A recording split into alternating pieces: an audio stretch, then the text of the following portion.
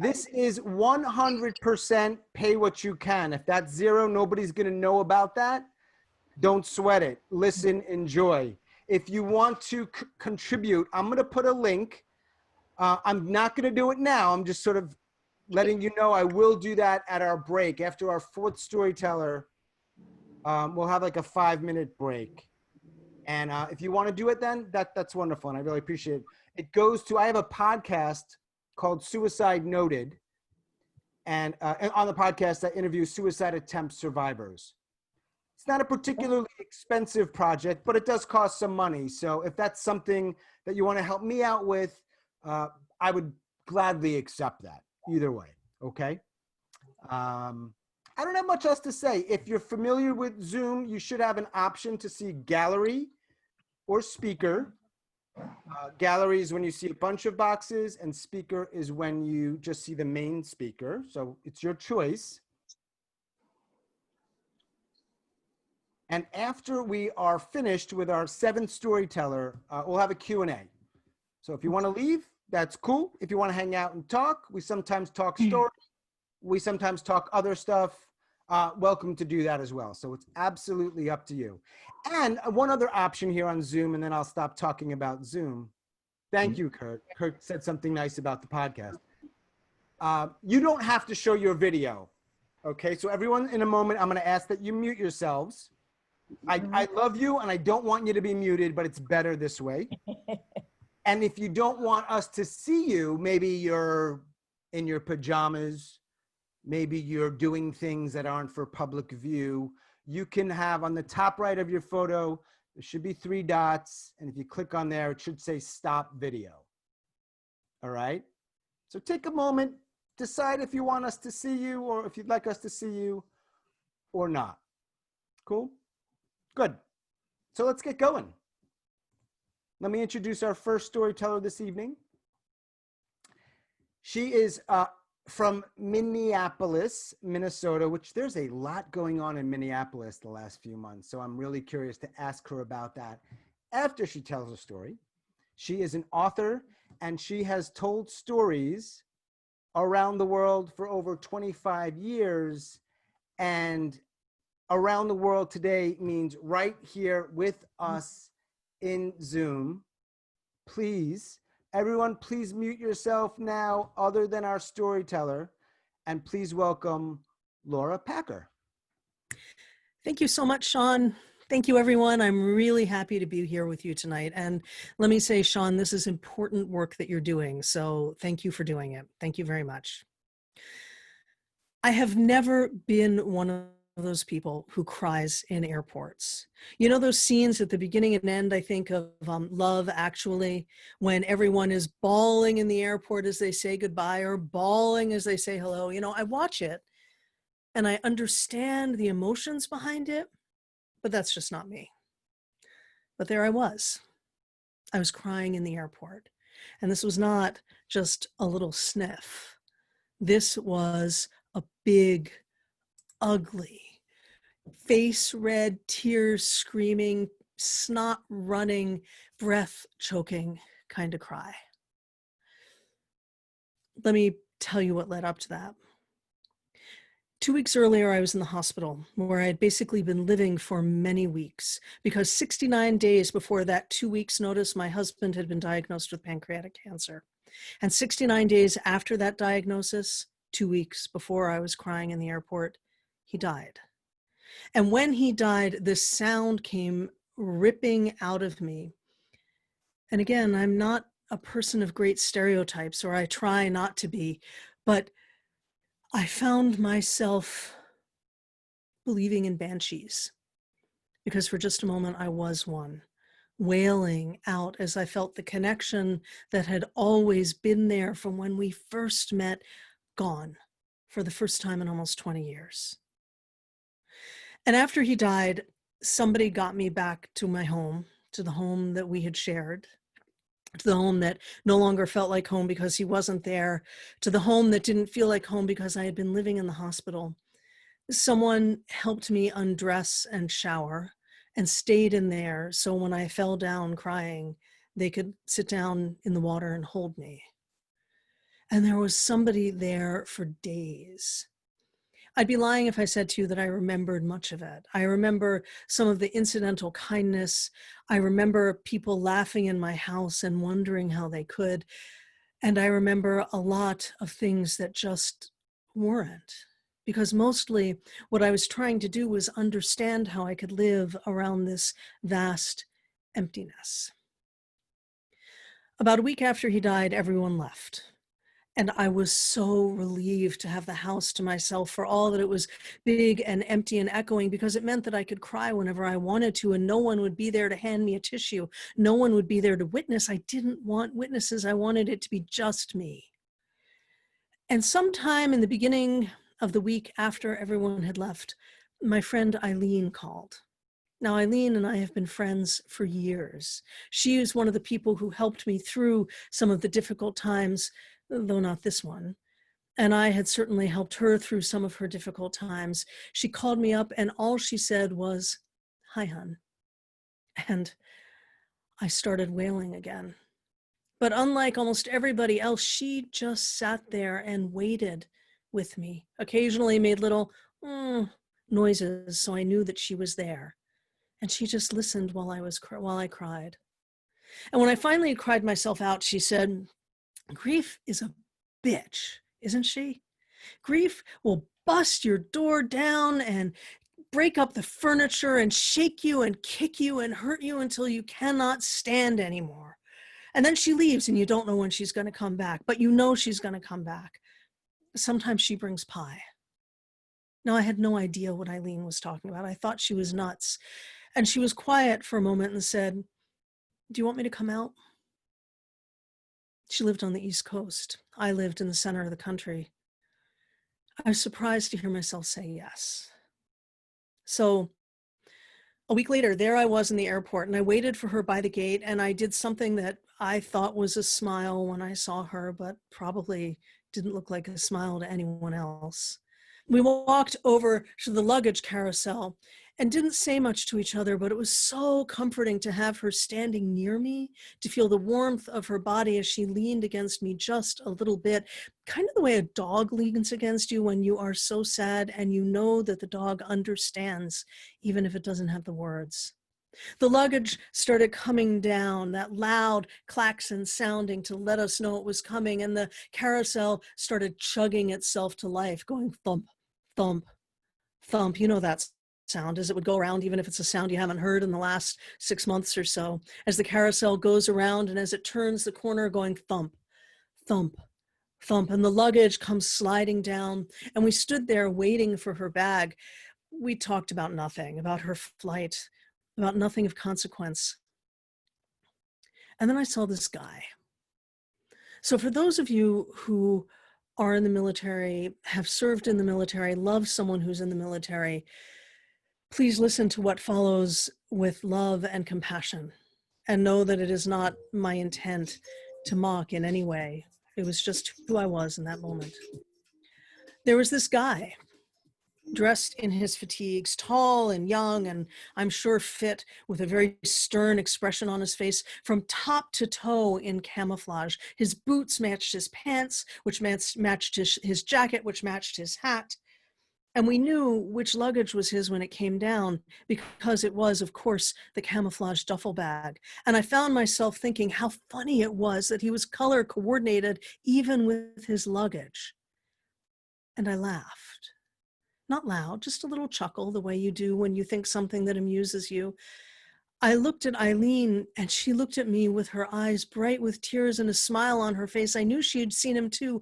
And all of a sudden, I realized that I had laughed.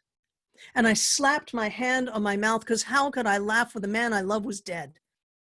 And I burst into tears. Eileen dropped her luggage. She wrapped her arms around me, and it was not a pretty cry. And you know how it is when you cry in public spaces. It's like ripples expand around you, pushing all the people away. And soon we had our own little corner of the airport to ourselves.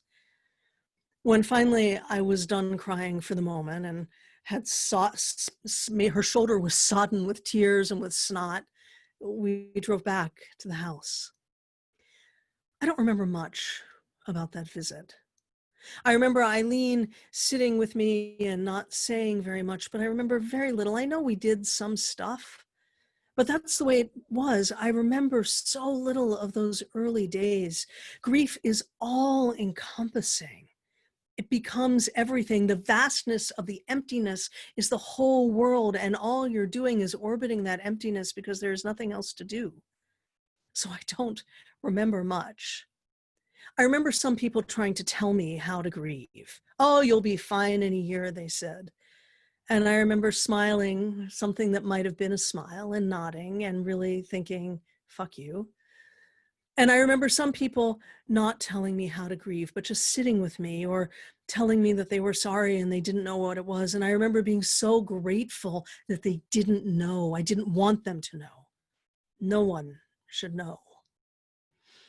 I remember learning how to ration crying so I could stop before I would throw up, and I could drink some water, enough water that I would get rehydrated and cry again. I even wrote out a little timetable of myself. At one point, my grief counselor suggested that I schedule in crying. And I tried that too, though that didn't work so well for me. I remember solace. That was all well-intended. So much of it wasn't helpful. I remember someone yelling at me when I noted on Facebook the days and weeks and months that he had been gone. Don't you know you're just making it worse? And I remember the unwelcome moment when I realized that maybe eventually I would be some version of okay again. But honestly, I've forgotten so much because that's what grief does. She kicks in the door, she breaks down the furniture, she busts the place up, she beats you up until you cannot remember anything but that she was there. I have forgotten so much. But I do remember this. If we are lucky, we get to grieve like that because it means that we have loved like that. And if we are luckier still, we learn how to live around that vacancy, though it never goes away. It's been 6.5 years now. And I have to tell you, it hurts just to say that. I have new love in my life. My life has continued. I have learned how to live around that vacancy, and I am definitely some version of okay. It has softened. She still comes to visit. But now I remember my husband's smile, as well as the pain that he was in and the pain of his loss. And even though the memory of those first years are gone, I remember Eileen sitting there with me. And I remember the pie. Thank you.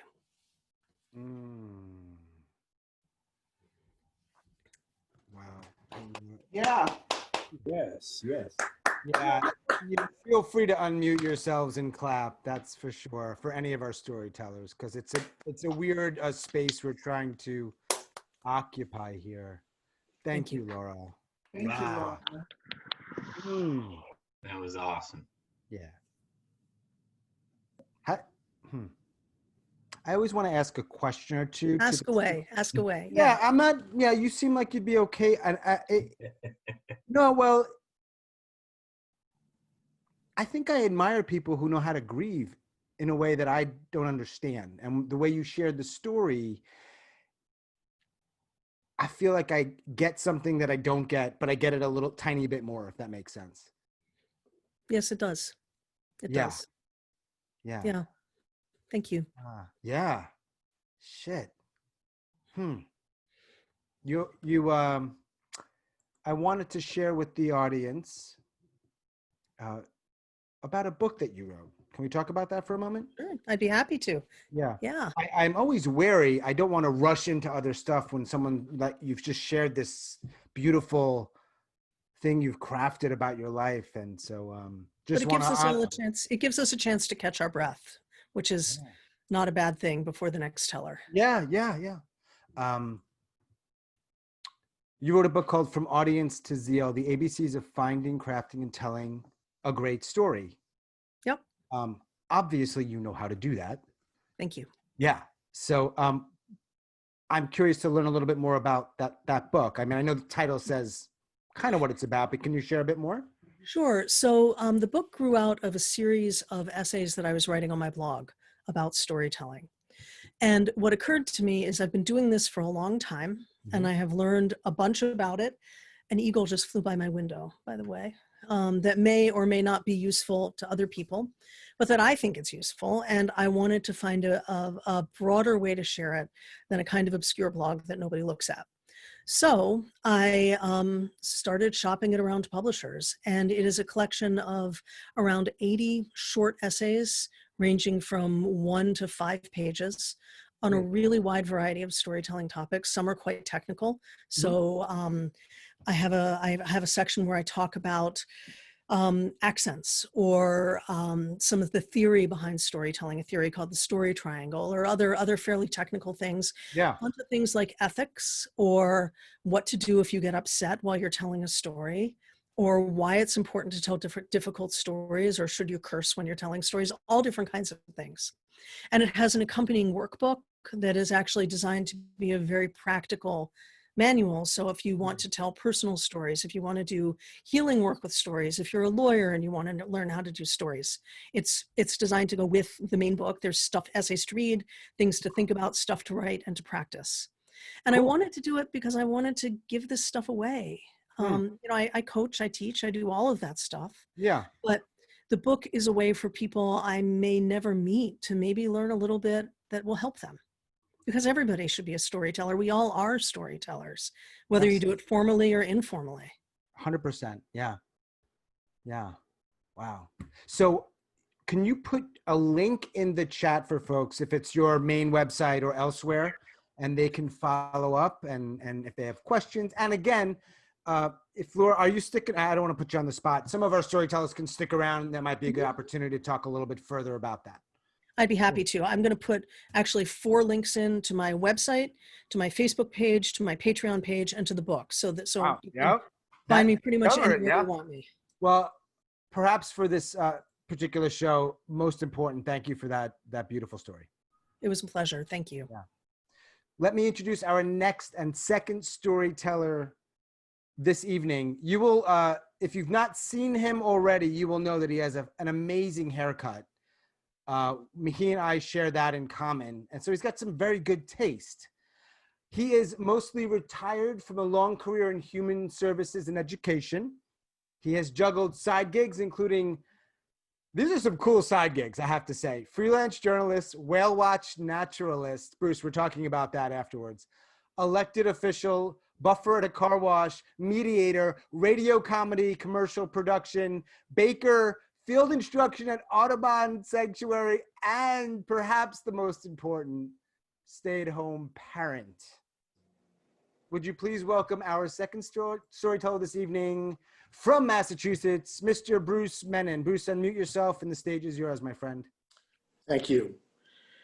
The phone rings and I pick it up and I say, Crisis Services, outreach, and I take the information down. And I take more information down and I make sure I've got the address and a little bit of background. And I always ask the question that I don't usually have to worry about, but are there any weapons? And the answer, of course, is always no, whether there are weapons or not. And my partner and I head out to the car and we drive out to that neighborhood. And you could always tell which house we're going to go to talk to somebody. It just stands out like a beacon. That's the house, that's the house. And sure enough, my partner points to the house and we double check the address and that's it. And the landlord is waiting out on the sidewalk. So I park the car and Frank gets out of the car and I lean over and I open up my glove compartment and I take out a bottle of Old Spice and I splash some on my hands.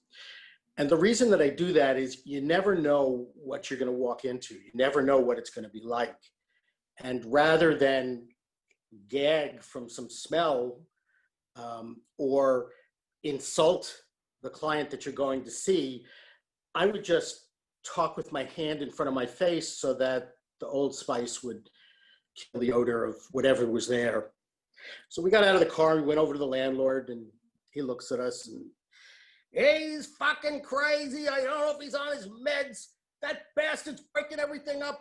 Get him the hell out of here. I ain't seen his dog in a week.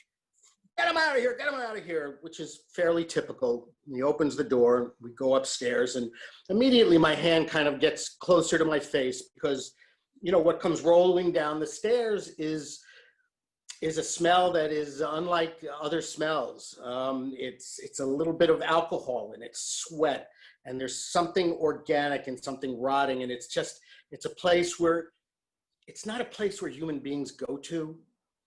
That kind of a building is a place where people end up. And I put my hand on the banister to climb the stairs, and the banister is caked with 30 years of dirt from people pulling themselves up. We go up to the second floor, Frank and I, and we can hear somebody crying behind door, apartment, room number 10. So we knock on the door, and when you are knocking on doors, you stand sideways because you never know if something's going to come through the door. So we knock, and my partner says, "Charlie, it's Bruce and Frank from Outreach. Your landlord is worried about us. He called you." And immediately there's a shout, and things began to be thrown and broken, and you can hear glass breaking, and you can hear things splintering. And Frank kind of looks down at me, and out of the corner of his mouth says, "I have a feeling we're not in Kansas anymore, Toto," which helps break the tension a little bit. And then things get quiet. "Charlie, can we just talk? Would you just open the door so we can talk?" And the door opens, and Charlie is standing there, and he's in pretty rough shape. He's unshaven. His eyes are red from crying. He's got stains, and his clothes are torn, and he obviously hasn't showered. And he's kind of weaving a little bit like he's being blown by a wind that Frank and I can't see. And the apartment is destroyed. It's the room, they're destroyed. The bed is shattered, there's glass, there's food on the wall. The only thing left standing is a dresser in the middle of the room. "Are you okay, Charlie?" No, something is wrong. Something's really, really wrong. "Charlie, have you been taking your medications?" I ran out. I didn't have any money to get any more. I ran out. "Charlie, I don't see the dog. Where is your dog?" And Charlie starts to cry, and he goes, "He was the only friend that I ever had. He listened to me. He listened to me. And about a week ago, he got sick and he died." And I knew that Frank or I were going to have to ask the question that we didn't want to ask. So again, I jumped in. I said, "Where is the dog, Charlie?" And Charlie points to the dresser. And he says, I wanted to honor him because he was my friend. I wanted to celebrate him. I wanted him to rest in peace.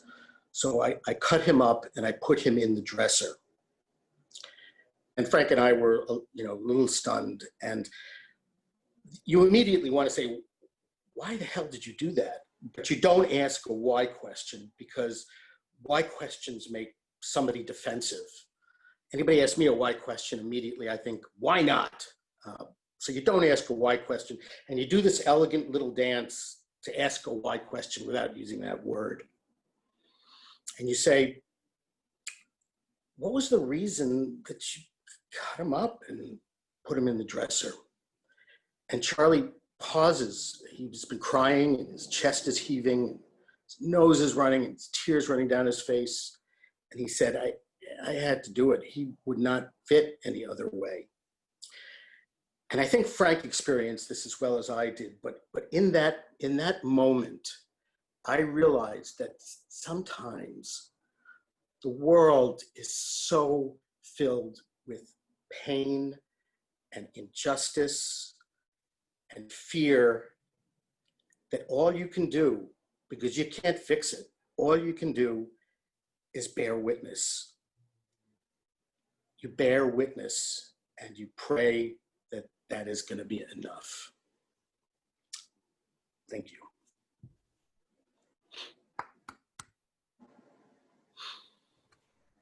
Thank you, Bruce. Thank Unmute you. yourselves. Yeah, let's do it. Let's give Bruce a round. Good job. Yeah.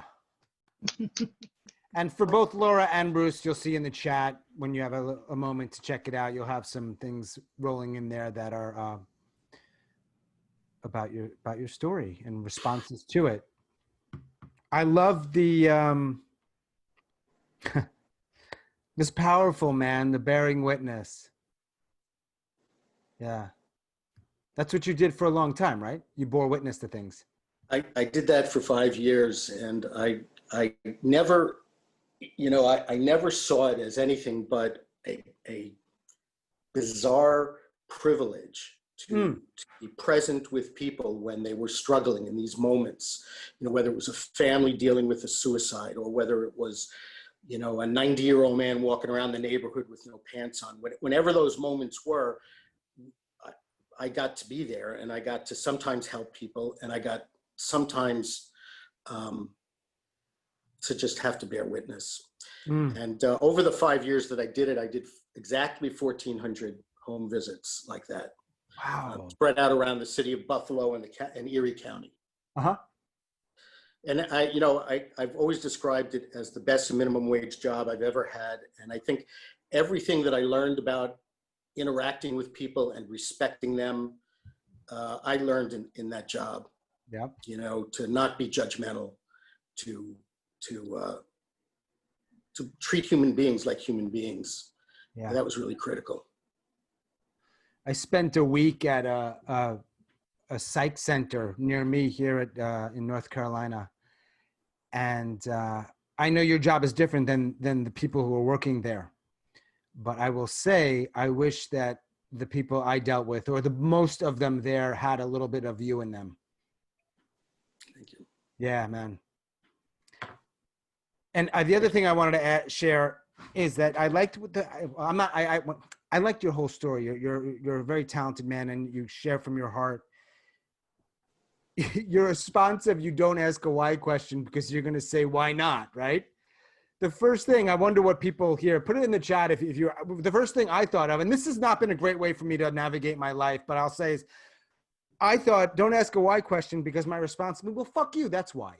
Now, this is not a great way to navigate the world. I'm just saying this has been my experience for Right. You don't ask a why question because it looks like this. Why? Yeah. Why not? Because, and you're 3 sentences into a discussion and you've gotten nowhere. Nowhere. You've gone nowhere. So I always try to avoid asking why questions, and Yeah. you got to do a little dance, but it's elegant and it's respectful. Yeah. And you're a playwright as well, right? Yes. 10 minutes Yes. or everything? 10-minute plays. Yeah. I see one of my more brilliant students, Kurt Mullen, is here. But yes, I teach a class in 10-minute plays, playwriting. And I've had about a half a dozen plays in festivals around the country. And I love it. And 10-minute plays works for me because I don't have a very long attention span. And I love the challenge of really making the world and making the characters move through something in 10 minutes. Yeah, and there's a guy in here named Mark. I don't know if Mark's still with us. Mark Cornell. He's a playwright. I wonder if your paths somehow have crossed, and whether you realize it or not. He gets out there. I don't know if Mark's a 10-minute guy. I'm here. You I'm ever right do a here. 10-minute, Mark? What's that? You ever do a 10-minute? 10-minute play? Yes, I've done 50 or 60 or so. You guys got to connect. Yeah, right. Not necessarily in this moment, but definitely connect. It seems like you guys have some stuff in common. Unlike you, Mark, I do think Bruce also wants to be an astronaut when he grows up, he said. So you may not have that in common, but Yeah, fascinating. I don't think so. Not that one. Yeah, no, it's all good, man. Hey, Bruce, thank you again, sir. It was Thank fantastic. you. Yeah, Thank and you. again, as I said when I introduced you, we both obviously have a good taste in haircuts. So, Right. Or Let lack me, thereof. yeah, hey, that's how we roll. Let me introduce our third storyteller this evening. She is from Chi-Town. There's a few people from Chicago here. Now, nobody in Chicago probably says Chi-Town, but I did. The Windy City. She draws inspiration from, quote, the momentous, mundane, and mirthful, I like that alliteration, events in her overly complicated life. Joining us from Chicago, I call her a friend. Please welcome Marya Morris. Thank you, Sean. My first date with Andy was on Leap Day in 2008, February 29th. And we went to a fancy French restaurant here in the Chicago suburbs. And the conversation went so well, the waiter had to ask us to leave because they all wanted to go home. And he drove me back to the city where I lived at the time and said, well, would you be interested in coming up to meet my kids tomorrow night? And I'm thinking, you know, he apparently doesn't know the rules about dating and introducing your new girlfriend to the kids, but you know, they weren't my kids. So I was like, sure, I'll come up. Why not? And I got up there the next night and to our little town called Glencoe. And there were these three diminutive people at the front door waiting to shake my hand. I was a little taken aback because they weren't the Von Trapps, they were Jewish, but they were adorable. And they were so polite and so cute. They all led me into the kitchen where they had ordered Chinese food. And Honor, the little one who was 6 at the time, he sat on my lap and drank an entire quart of wonton soup by himself. And Hannah, after the evening, at the end of the evening, said, would you help me get ready for bed? I'm like, come on, people. Is this like some sort of trap? These kids are outdoing themselves. But something really astonishing happened that night there. And what it was is I fell deeply and unconditionally and undeniably in love with these people in the course of an evening. Andy and I got married 6 months after that. It was fairly rushed. I didn't even tell anybody I'd been on a date for the first time in 10 years, much less that I got engaged on our third date. So it was kind of a surprise to a lot of people, but it went over well ultimately. And I moved in and I kind of took over in a certain way. And as the next year, school year started, I realized that Honor was struggling to go to school. Not so much to go to school, but to be at school or to admit that school was something that he had to do. He had what I called the soft tissue injuries of school refusal. He had a tummy ache, he had a headache, he had a sore throat, the kind of things that a parent can't really say, no, you don't have that, but the kid can pull and you have to act as if it's a serious thing. And on the days where I could get him to go to school, he's a second grader, he would spend hours in the nurse's office, or he found like the most remote, unknown closets in the school building. And the janitors and the teacher's aides would have to leave their posts and go look for Honor Miller, who was hiding somewhere. He just hated it. And I tried talking to him, but at that age, he wasn't able to articulate what was going on. And, like, are you being bullied? I did the research I could. Are you being bullied? Are you having trouble learning? Whatever. We had all kinds of tests done, academic learning disability tests, and there wasn't anything to be found. And I was getting very concerned about how much school he was missing. But I think I was almost more concerned at the time about the impression that I may have been leaving on the other parents in this community, because where we live is like the highest funded, highest achieving school district in the state of Illinois. And these fucking people, the teachers put pressure on the kids put pressure on themselves, on each other, the parents put a lot of pressure on the kids. And I really didn't understand that, other than a couple of little whiffs of it here and there. And I knew that Honor wasn't competitive in that realm, and I didn't really think long term about what that meant. I was at this coffee clutch early on with these other moms in this big mansion, and we're talking about this struggle and that struggle. And I said, well, my motto is do your best, kids, but don't kill your joy in the process. And these women looked at me like I was some fucking pervert. Like, do your best? Later on, when Cassidy, my oldest, who was 12 then, later when it came time to take ACT tests, somebody damn near called Child Protective Services on me because I wasn't forcing her to take a Kaplan preparatory test or a class. I was like, however you want to prepare is good. You seem to be on top of the material. Well, that was like I just kicked her in the teeth and forced her to eat dated Lunchables or whatever. So Honor was diagnosed with anxiety and panic attacks. And I was told, create some incentives and disincentives to go to school. So I would take away his cell phone, for example. And he would say, that's okay, I don't need it. And I said, well, you're not gonna be able to go to school if you don't, if you're not gonna get your cell phone back unless you go to school. Okay, then I'm just not gonna have my phone, but I'm not gonna go to school. And I'm thinking, to any of you parents out there, what leverage do we have if we don't have the cell phone to dangle over their heads? He just didn't care. It was that important not to go. And it was killing me. It was killing me. We had the guidance counselor coming to our house to pick him up. We had the principal, we had the vice principal who would swing to our house beforehand, wait on the front porch, and then either leave with him or not, or just leave and go to work 15, 20 minutes later with him under his bed or in the closet or in the bathroom with the door locked. It was just, it got out of hand.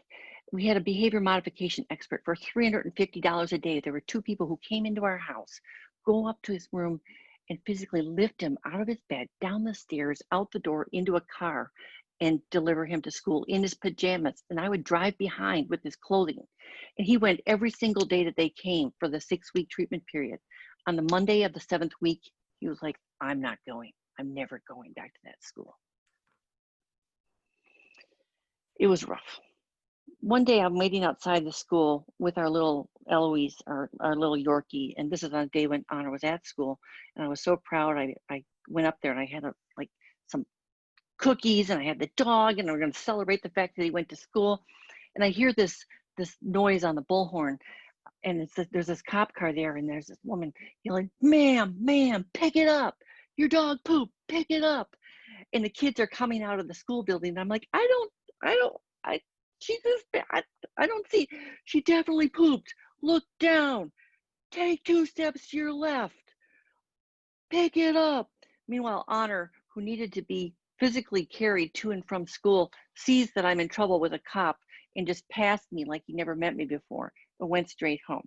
So that was Officer O'Halloran, it turned out. It was a real hard ass in town who the kids would tell horror stories about her policing.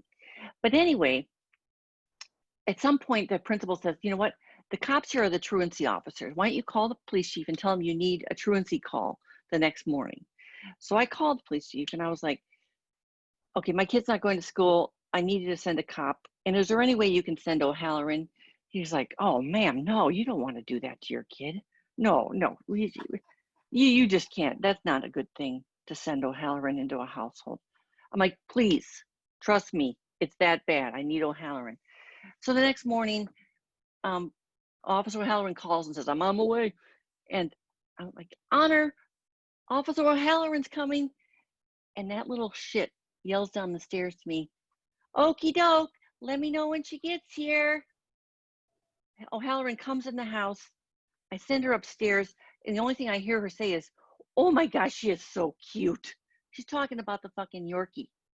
She comes down 10 minutes later. She's like, yeah, ma'am, that kid does not want to go to school. She's not going. You are on your own. Have a good day. I got wrapped up in this whole educational consulting industry thing where you pay somebody $5,000 to find a school for your kid to go to.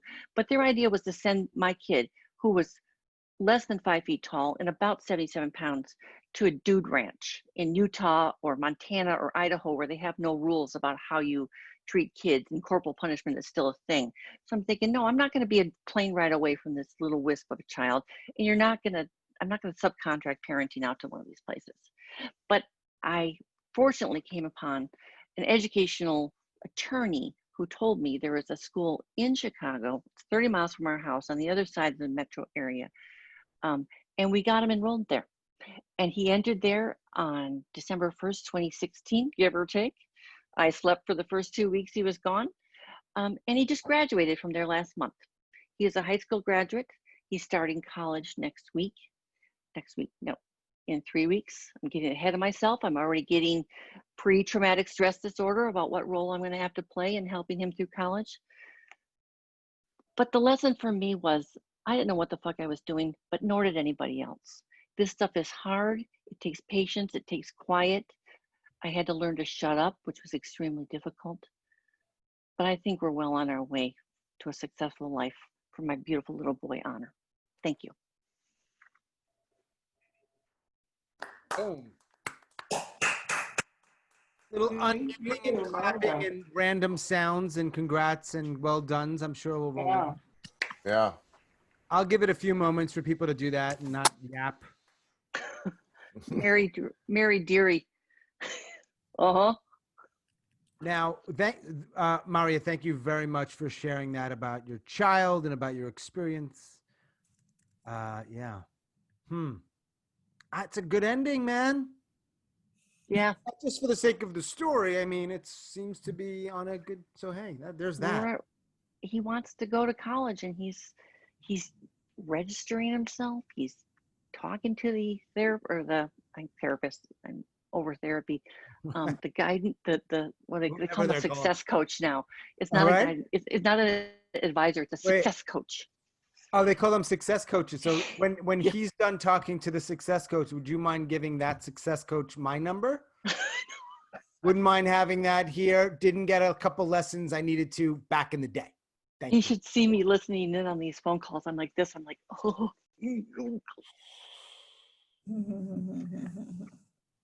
Turns out I'm a control freak. When did you learn that? Now it's getting into therapy. Okay, we're done here. I appreciate the fact that some people are sharing, and we have several more stories, sharing stories about like, I went through this thing.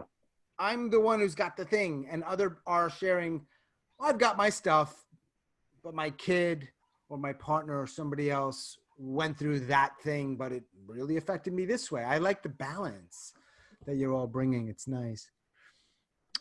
That might, by the way, disconnected to your story, and you know I have a lot of respect for you, but the room you're in might be the drabbest background I've ever seen. Well, I'll have you know that my middle kid went to college, and for the first time since pre-pandemic, I have a place I can be with a door that no one would suspect that I am. Right. That's what matters most, for sure. I could turn the computer around and you would see what Forever 21 looked like if it blew up. Yeah, don't ruin the surprise. We're good. Yeah. Hey, real quick before we move on to our fourth storyteller, and then we're going to take a little break. You know, can you share with us? I think Steph's on the call. Vandy might be here. You're a producer or co-producer at Story Jam. What is Story Jam? Story Jam is a entity in Chicago where it's musical and storytelling combination where our leader, Stephanie Rogers, picks storytellers and then writes original songs and music that are performed after each story. That's the live portion. We also have Story Jam Studio, which is a school, and we are going to be posting soon the 5 or 6 courses that we're starting to offer this fall. Wow. There's a podcast. Yep. Story Jam the Pod. Yeah, and it's at storygramshow.com or storygramstudio.com. I'm also starting to offer soon one-on-one editing of stories that are still on the page that the writer wants to perform live at some point, because there's a big difference between personal essays and add dialogue, punch it up. So somebody's got a story, maybe some of it's on the page or all of it's on the page, and they want to perform it. Maybe it's a story, maybe it's a solo show, somewhere in between. They can talk to you about that. Yeah. Awesome. That's great. That's great. And I'm pretty sure you got the 2 websites right, or I think we would have heard from Steph, who would have probably chimed in. Storygramshow.com. You may or may not see her stuff on Facebook if you know any of us. And you're all active on Steph is active on social media, storygramstudio.com. And I definitely vouch for them. They put together some great classes and great events. So great. And thank you so much for sharing that story. You bet. Thank you, everybody. Yeah. Cool. Let me introduce our 4th storyteller this evening. Now let's just real quick here. We went from Minneapolis to near Boston. I know Bruce and Kurt and some others might be rolling their eyes when I say that. To Chicago, and now we're going to a place where I know a little better. It's kind of my area to some degree. We're going to Brooklyn. Yeah.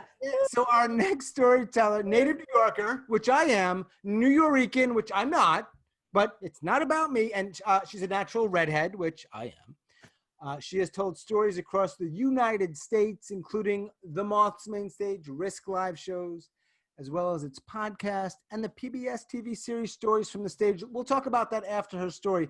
Please welcome our fourth storyteller, Michele Carlo. Boom, boom, boom. Hi, everybody. Hey. So I just want to thank everybody for their wonderful stories, and thank Sean for putting this show together. I was lying on a gurney in the emergency room at Brooklyn Hospital. A taxi cab that my then husband and I were riding in was broadsided by another taxi, and I was thrown into the partition. When we got to the hospital, a plastic surgeon looked at me and took his thumb and his index finger to close the gap, because I had been butterfly split from underneath my nostril straight through my lip, and it was like open like this, and all I could see was blood and shredded gums and broken teeth. And the doctor said to me, "We're going to need to sedate you to stitch you up." And I was spraying blood, and I was like, no, you don't understand. You cannot put me to sleep. I need to go to a funeral. I need to give a eulogy. It was Saturday, July 19th, 1997 at about 7:45 in the morning. It was my father's birthday. It would have been his 65th birthday, because I was on the way to his funeral. They gave me local anesthesia and they stitched me up. I think there was 63 stitches in all, and I felt the first 4 needles. It was not fun. But I did, in fact, go to Trinity Church in Manhattan, and I gave my father his eulogy with my jaw basically wired shut and my mouth sewn together, and a big bandage on my head and another one on my knee. And I was basically talking like this, but I did it. I got through it. I gave my father his honor.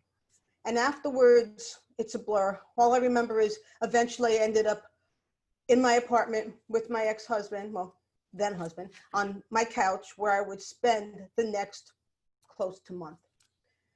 And I couldn't concentrate on anything. I couldn't really talk. I couldn't really eat. I couldn't really read. So I turned to television. But the talk shows that were on the daytime network television that was on then was horrible. It was like Richard Bay and Jenny Jones and Ricky Lake, who I used to call Ricky Fake, because she just seemed like she was just like throwing shade to everybody. I was like, I can't deal with this. And then there was this commercial that said, "I want my MTV." And I said, yes, that's it, because my block had just gotten wired for cable. And I don't know if you know this, but if you grew up in the outer boroughs of New York City, you did not have cable until the mid to late 90s. And I was like, I'm getting this. So I called 1-800-CABLE, and I'm like, hello, I want my MTV. And they were like, what did you say? I want my MTV. Put it in. And they were like, well, we can come next Thursday. And I was like, no, I need it now. Ow! And I popped 10 stitches, and I had to get them redone, which lengthened my recovery. But that was the least of what I had to deal with, because once the stitches were out and I had a nice pink scar, I had to come to terms with not only had I lost my father, but I had lost my livelihood. Because you see, I was an actor. Well, I was starting to be an actor. For the past couple of years, I had decided that I was going to pursue my dream. Finally, at the age of 35, the age where most people give up folly and stuff like that. I was like, no, I'm going to do this. So I started taking classes. And from the very beginning, I was sent out on auditions. And I got the parts. I mean, they weren't big parts. They were like basically glorified walk-ons and maybe a line or two that ended up getting cut, but I was getting called in regularly. I was doing print modeling. I actually had finally gotten an agent, and it seemed like my dream was finally come true.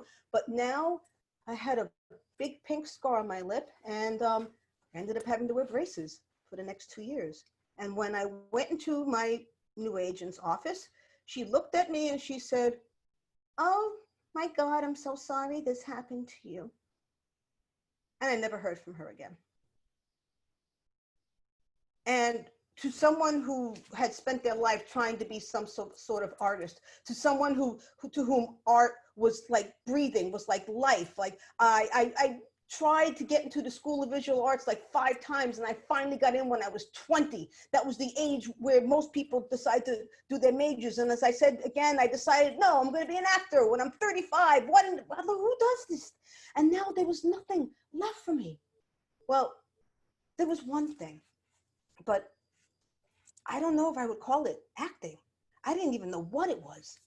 There was this girl at one of my improv classes who one day had invited me to an open mic on the Lower East Side of Manhattan, which was an area back then that was so trendy and bustling with art and creativity and performance. There were theaters like every 4 steps, and everywhere you went, you saw young people and not so young people, and some really not so young people, but you could tell that they were some type of artist, and the air was crackling with possibility and creativity, and people that basically, like some people give their lives to Jesus, they had given their lives to art.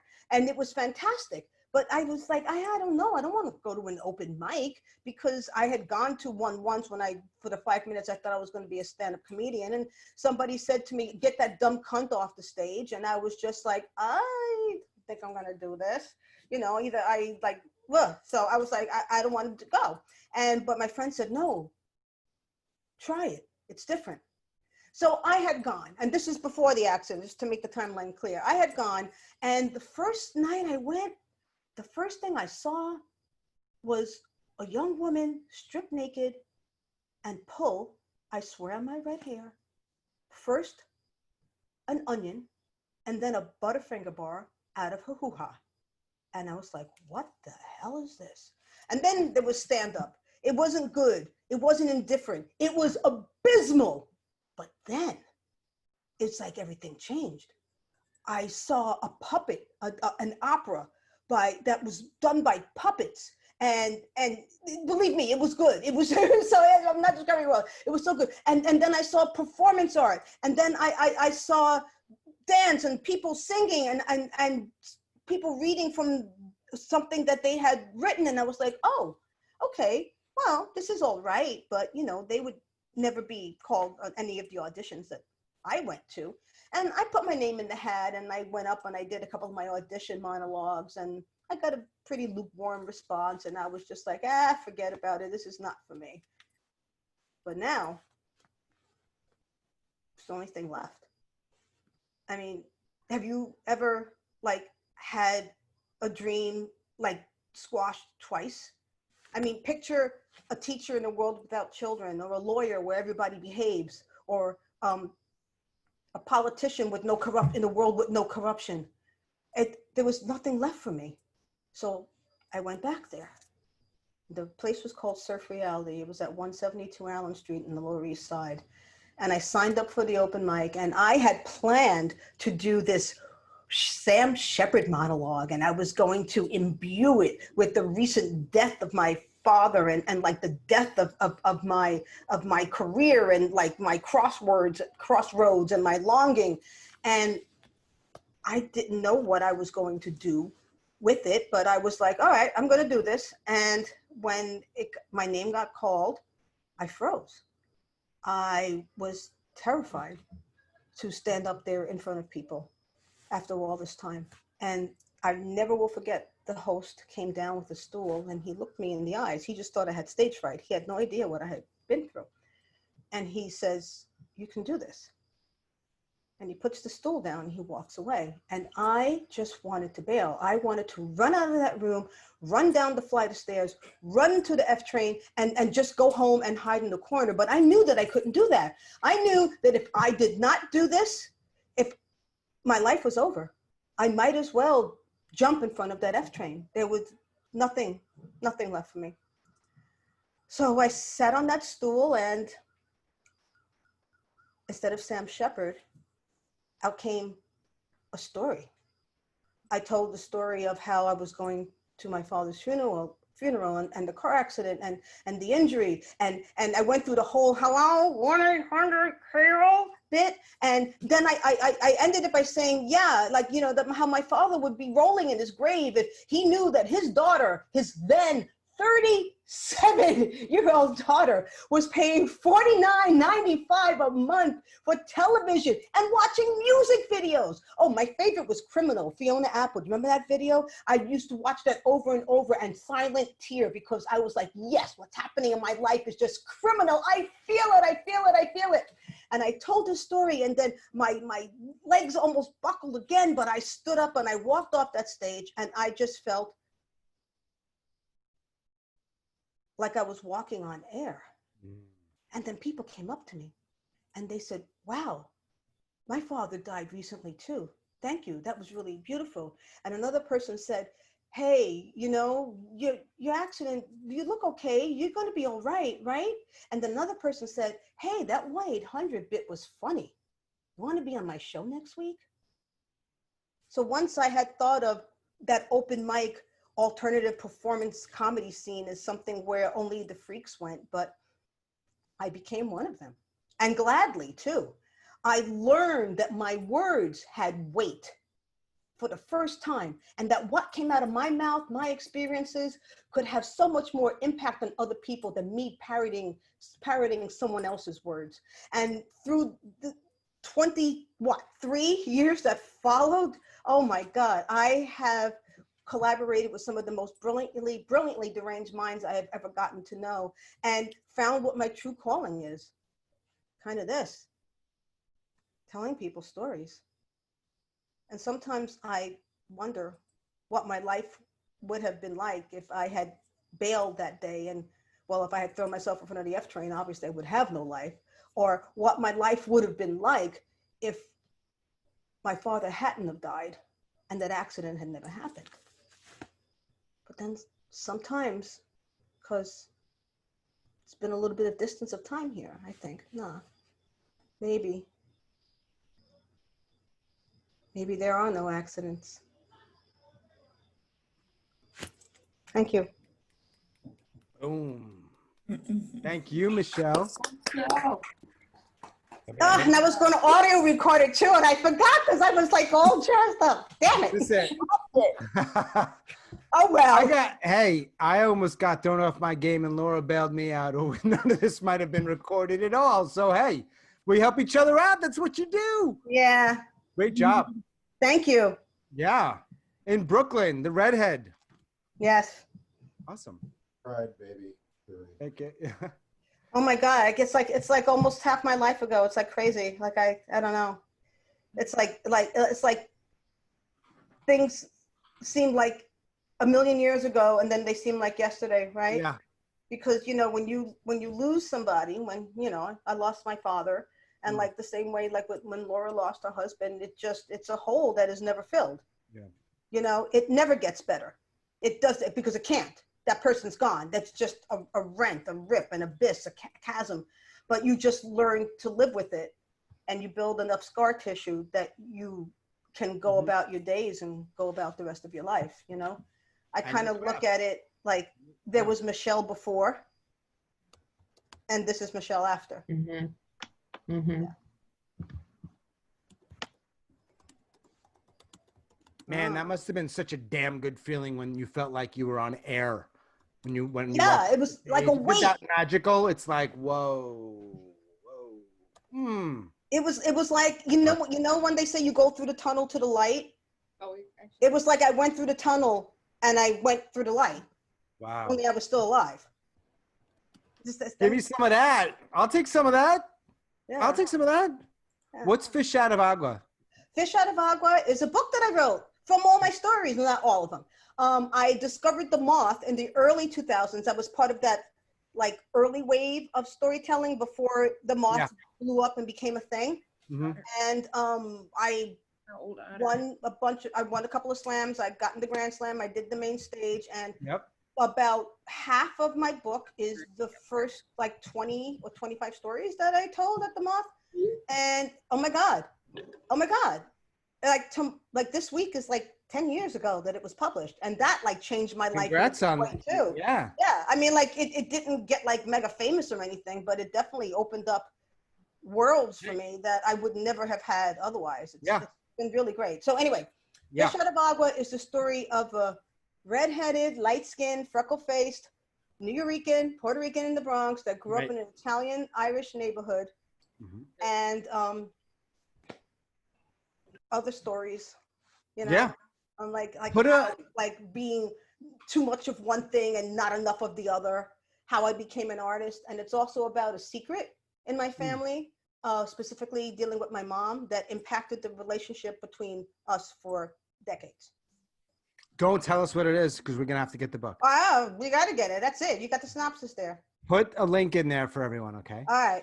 Thank you so much, Michele. I appreciate it. All the way from Brooklyn, which is, you know, it's Brooklyn. What else do we have to say?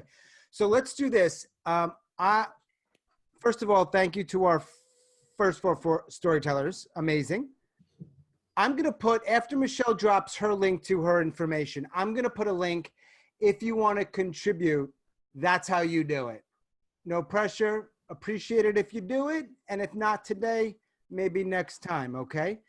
I'm going to put that in a moment. It's now, according to my clock, 8:12. I'm going to wait 3.5 minutes. That's enough time to go to the bathroom, return a text, return a message, do what you got to do. At 8:15, we're going to come back 3 minutes, and I'm going to introduce our 5th storyteller. And in that time, if you want to unmute yourself and say hello or ask a question, good time to do it. Michele, are you good with your link? I'm having computer trouble now. All right. With my keyboard, so I'm typing it. No. Don't rush. You'll have time. I'm going to let people know. I don't want it to get too confusing. Yeah, I'm putting my link. If you want to contribute, I'll put it again when we're done. So if you don't get a chance to do it, that's fine. And I don't think mine is an actual link, which is not great. But anyway, it's in there to everyone. PayPal.me/storygrit. Cool. If anybody wants to unmute themselves, ask a question, share some thoughts. We've got 45 people on here, and 8 of us are either storytellers or a host. So for the 37 or 8, not a math guy. Thank you for spending your night with us, or part of it. No, Julie. Julie, I'm going to say this publicly. Here we go. You know that I'm pissed off about the Venmo thing, okay? Listen, if you change computers and phones and this, Venmo doesn't like it. So you can get Venmo, but there's a whole thing. That thing, I'm in. You knew the answer to that question before you put it in there. That's the link. Contribute if you'd like to. Either way, it's okay. Most important, you're here, you're listening, you're part of this. And again, if you want to stick around after, we have like a sort of loose Q&A. And it's in the events we've had in the past, it's gone really well. It's been nice. I'm going to read a couple of these comments because I think they might be directed at me. I'm not sure. All right. Yeah, someone's complaining that I'm still spotlighted. Okay, thank you. Eyebrows. You are now, I think, officially unspotlighted. For those of you that are wandering around your homes right now or changing or in the bathroom, in about a minute, I'm going to introduce our 5th storyteller. So it's a short break, but settle back in.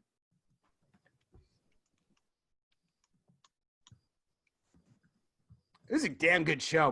Our storytellers rock. Good, thank you. So Marya, let me share this with people. Story Jam, and Marya's part of that organization, and Vandy and Steph, I think, are still here. They have an event, a monthly event called The Cocoon. And it's an opportunity to share a story, get some feedback in a sort of peer feedback, supportive way. And Marya and Steph and a few others who have been in that game for a long time are there. And I've been there, and they're super nice and friendly, usually. So if you want to work on a story or get some ideas or just throw around an idea or hear some stories, perfect. I think it's this Friday. The link is in there. Yep. At 11 Central. Is that right? That's correct. Okay. We got a lot of links going in there. Lot of links. Link. Great, positive, uplifting feedback. Yes. You can tell stories that are in progress, story ideas that you want feedback on how to shape them. It's all about helping each other out. There's no voting. There's no trophies. Yes. Safe space. Safe Very space. safe. Very safe. So I have something that I don't talk much about. I have something I do with a handful of people. Some of them are here tonight. I think we're nice. It's something similar when we get together and give and get feedback. I think it's safe, but I think we're a little meaner. We are admittedly a little bit meaner than you. So I just want to own that. Let me introduce our fifth storyteller, fifth of seven. This man is a good man.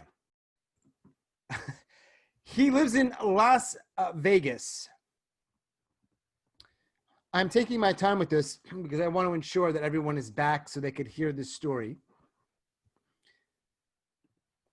He recently won a slam with us. Told a great story. He is America's premier. This is no joke what I'm about to say. This is real. He is America's premier video poker writer and teacher, and probably player as well. If you have questions for him about that, stick around for the Q&A because he's going to be here. But right now, he is our fifth storyteller live from Las Vegas. Please welcome Bob Dancer. Thank you, Sean. Three of us were eating breakfast, 1972. My wife of 6 months, we're in our apartment not far from the UCLA campus, and my brother was sleeping on the couch for 2 weeks while he did his National Guard obligation. On AM radio, there was a news break, and I thought I heard my sister's name. I looked at my brother, my wife. We looked at each other, and we all agreed, yeah, that was Molly's name. And they said she committed suicide in an unusual way.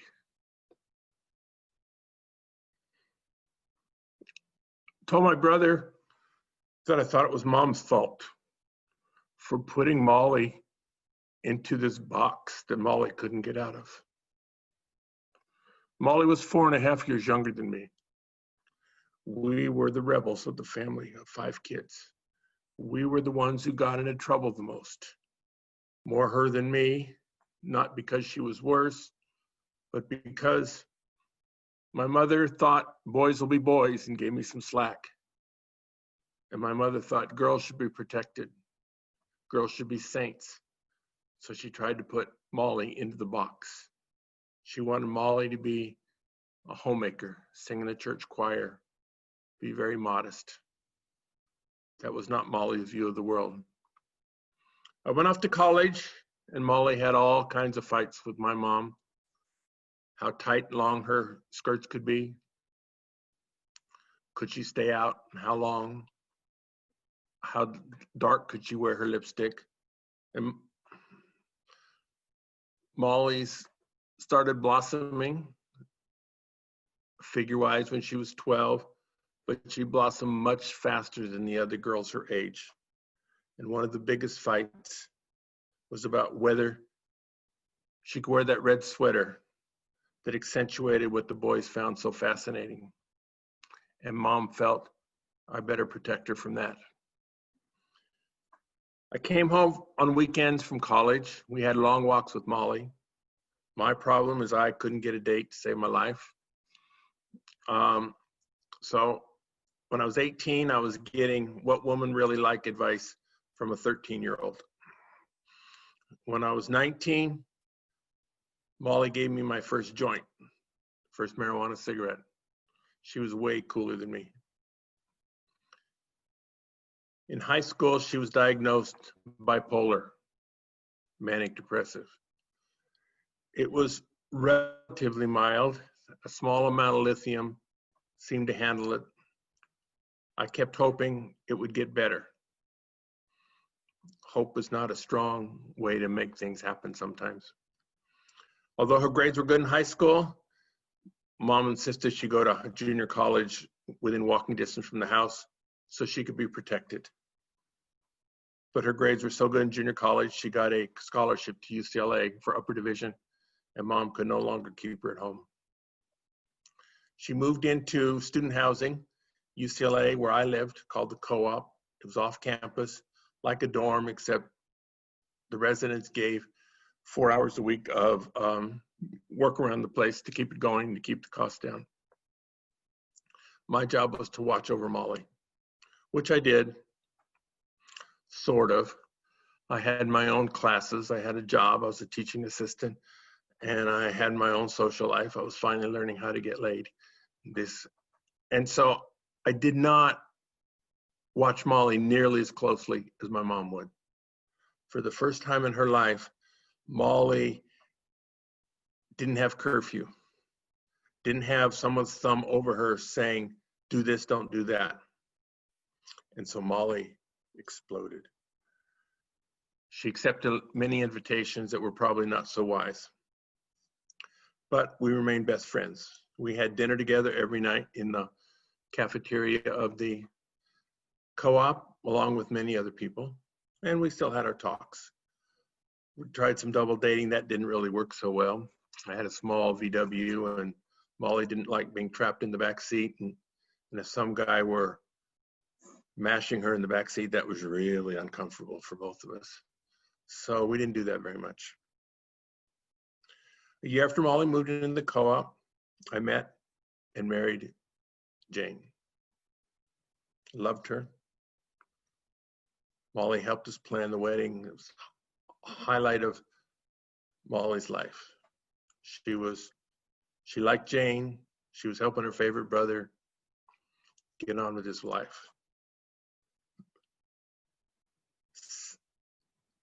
After the wedding, we moved out into the apartment. You couldn't live in the Co-op as a married couple. And Molly's life fell apart. In the 6 months after the wedding, she went from 125 pounds to 205. We would have dinner with her Sunday nights. We would buy a meal ticket at the Co-op, and the highs that Molly used to have and sparkled that everybody loved, those we didn't see very often. The lows we saw a lot of. Thought maybe it was because I wasn't spending so much time with her. I don't know for sure. On the drive back to the house, my wife would tell me that Molly loved me and missed me. And I go, I know I love her too, but what can I do? I posed that question to Molly near the end. And, you know, was it me not spending so much time that's causing this deterioration? So after a while, I got a phone call from Molly to address that question. She said, no, it's not you. It's appropriate you spend time with Jane. It's appropriate that you get on with your life. So don't worry about me. I'll be okay. I took her at her word. I didn't know she was saying goodbye.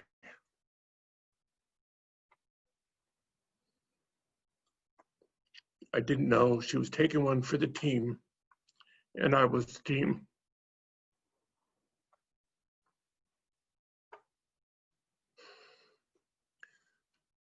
Two days later, She jumped off a freeway overpass onto a very busy freeway. For the longest time, I didn't know how much blame I should assign to myself for what happened to Molly. That was 48 years ago. I still miss her. Thank you.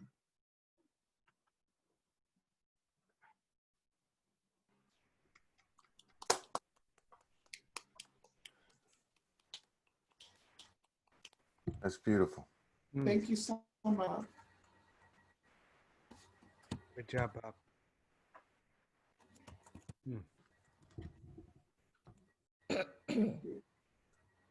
Thanks for sharing that, Bob. Yeah.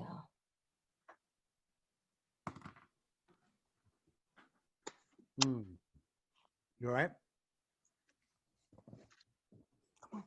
Yeah, thanks for taking a few minutes before you get into the post-speech interview. Thanks. I think we're going to skip that interview unless you want to share something. I think your story speaks for itself and needs to be its own thing. It was that powerful. Yeah.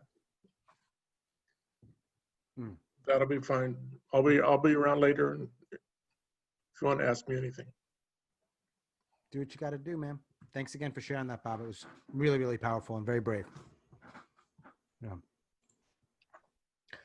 Let us all breathe for a few moments. Before we introduce our sixth storyteller. It's one of those things where you don't want a lot of downtime in an event. You don't want downtime. You've got to be doing something. And I'm thinking right now, nah, I'm okay with a few moments of downtime, Yeah. Okay. So our sixth of seven storytellers this evening. I thank them both for their patience because they are going towards the end, and that's a challenge. She has been performing her whole life. There's another good story here. I want to ask her about this either after she shares or after the event in the Q&A. She started performing at 10 years old on the Perry Como show. Wow. I'm going to say she toured with the Mime Theater, but I think it's Cloud Kipnis, and I know I'm getting that wrong. She did that for 3 years. Was I close? Yeah. Dance with the American Tap Dance Orchestra. She's one of these triple threats. That's what that's called, triple threat. And got to perform with Gregory Hines, Tommy Tune on PBS's Tap Dance. We'll get into all that after she shares her story. Here you are. Please, everyone, would you welcome from LA, Lynne Jassem. Yay! Yay! Thank Yay. you. Yay. And thank everyone who shared. Really. Hang on, Lynn. Everybody not named Lynn, please mute yourself. And if Lynn, that's your dog, mute your dog. No, that's not my dog. Is just answering somebody else's dog. Okay. I don't know how to mute. We'll work it out. I'll mute people whenever you're ready. Sorry for that. Okay. Things continued in the psych ward at its usual slow tempo. Morning became afternoon, became night. Everything followed as expected.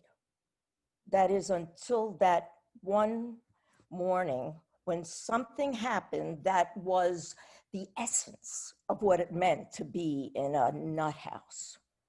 I was awakened from my sleep by screams, horrible, horrible screams. They rippled down the hallway. I felt like these screams came from some place that was so deep. All the patients rushed over to the nurses' station and we said, "Who is it? Where is it? What's going on?" We looked around to see if it was one of us as the nurses ran down the hall to the bathroom. When they came back, they said, "It's Diane." Diane? I hardly knew Diane. She was so quiet. She kept to herself. And little by little, all the other patients started to wander off, and I was left alone in the hallway, listening to the screams, and then the sobs, and then worst of all, the silence.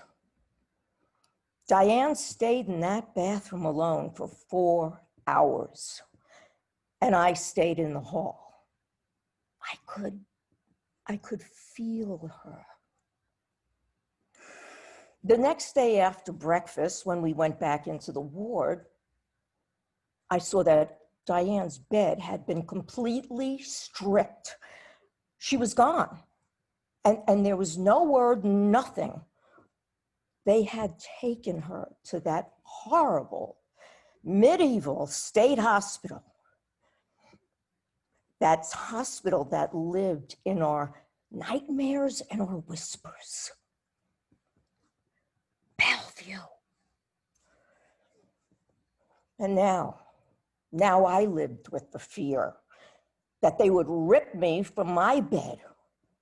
That thought stayed with me as though it were on my skin. But time moves on, and 3 months were up.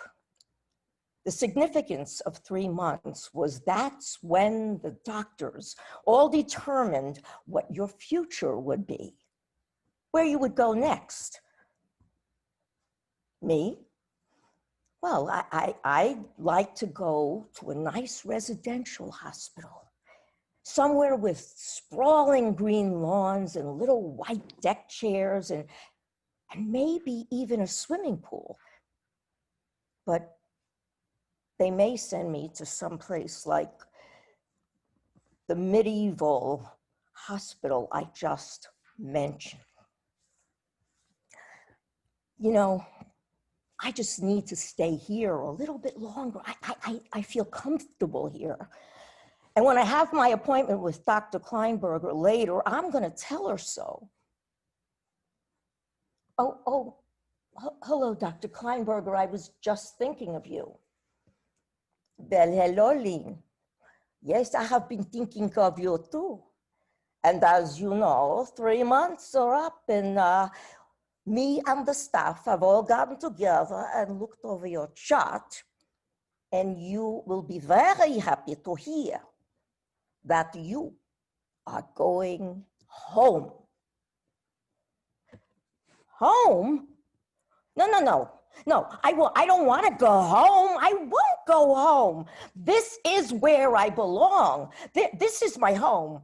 All my friends are here, my family.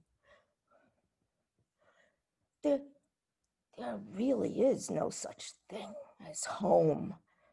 Home it's just a fantasy. It's not real. And all those people out there, they're crazy. But they made me leave, and what could I do?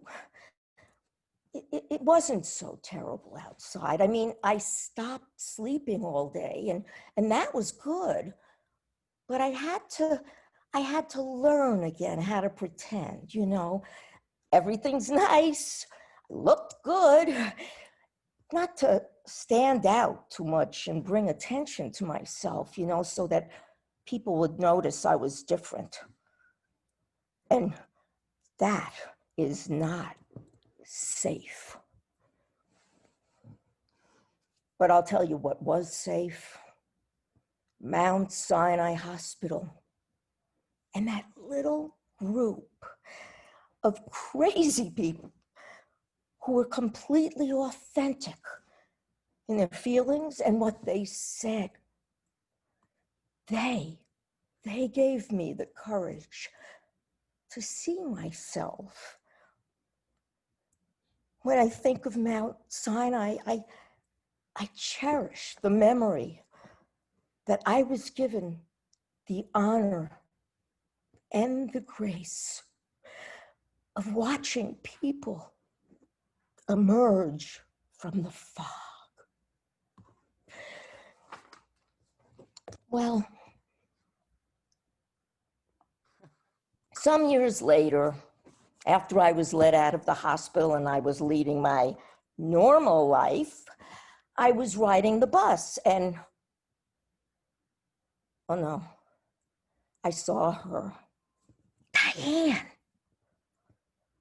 Oh, she didn't look good. Time had been very cruel. She had big black circles under her eyes and her teeth were all going bad. Oh, Diane, I said, Diane, do you remember me from Mount Sinai? Diane slowly turned towards me as though she were in a dream.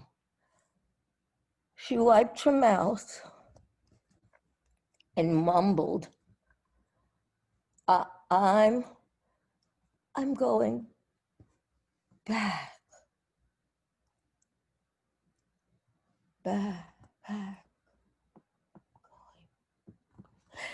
Diane was going back. They let her out for one afternoon, and now she had to go back to Bellevue. Oh, poor Diane. Poor Diane. Time, years wasted. But I'll tell you what, I am here. And thank God for that. And me? No, I am never going back. I'm only going forward. Stop the damn bus. Thank you. Yes. Stop the damn bus. I know. Stop the bus, but I still have some morals left. Thank you. Yeah, thank you for sharing that. Thanks. Awesome job, Lynn. Awesome job. I never knew that. Mm. Wow. I'll hug you. To all of our storytellers, you might want to wait till after so you can hear our final storyteller, but it's been a lot of comments coming through. It's perhaps not the ideal way to communicate, but it's something, so you can see that there is some feedback and that people are hearing what you're saying and they are affected by it. You know, I had mentioned that I'd spent a week in a hospital, and I don't think it's always a wise thing to compare these types of experiences, but I will say this. I think if I had to isolate one thing that helped me most, it was the conversations I had with the other patients. Yes. And Absolutely. one of the things I've come to understand and sort of saying like, well, why was that? And I've concluded when you get it in that way, you know, you're just going to approach these kinds of conversations and engaging with people in a different way, presumably, like they get it. And it was just none of this stuff that all of us, I'm sure, so often have to deal with in our lives, especially when we're talking about, you know, our stuff. So you did a great job of sort of bringing that and illustrating that. Thank you. Yeah. I miss those people. Yeah. They were real, you know, Yeah. in all their craziness, they were real. I could certainly tell that you're no stranger to performing when in the middle of your story, you take the drink. I love that. Yeah, it wasn't In the middle of your story, you're like, you know what? I'm pretty sure I've got the stage here. I'm going to get a drink. I love it. I got it. I love it.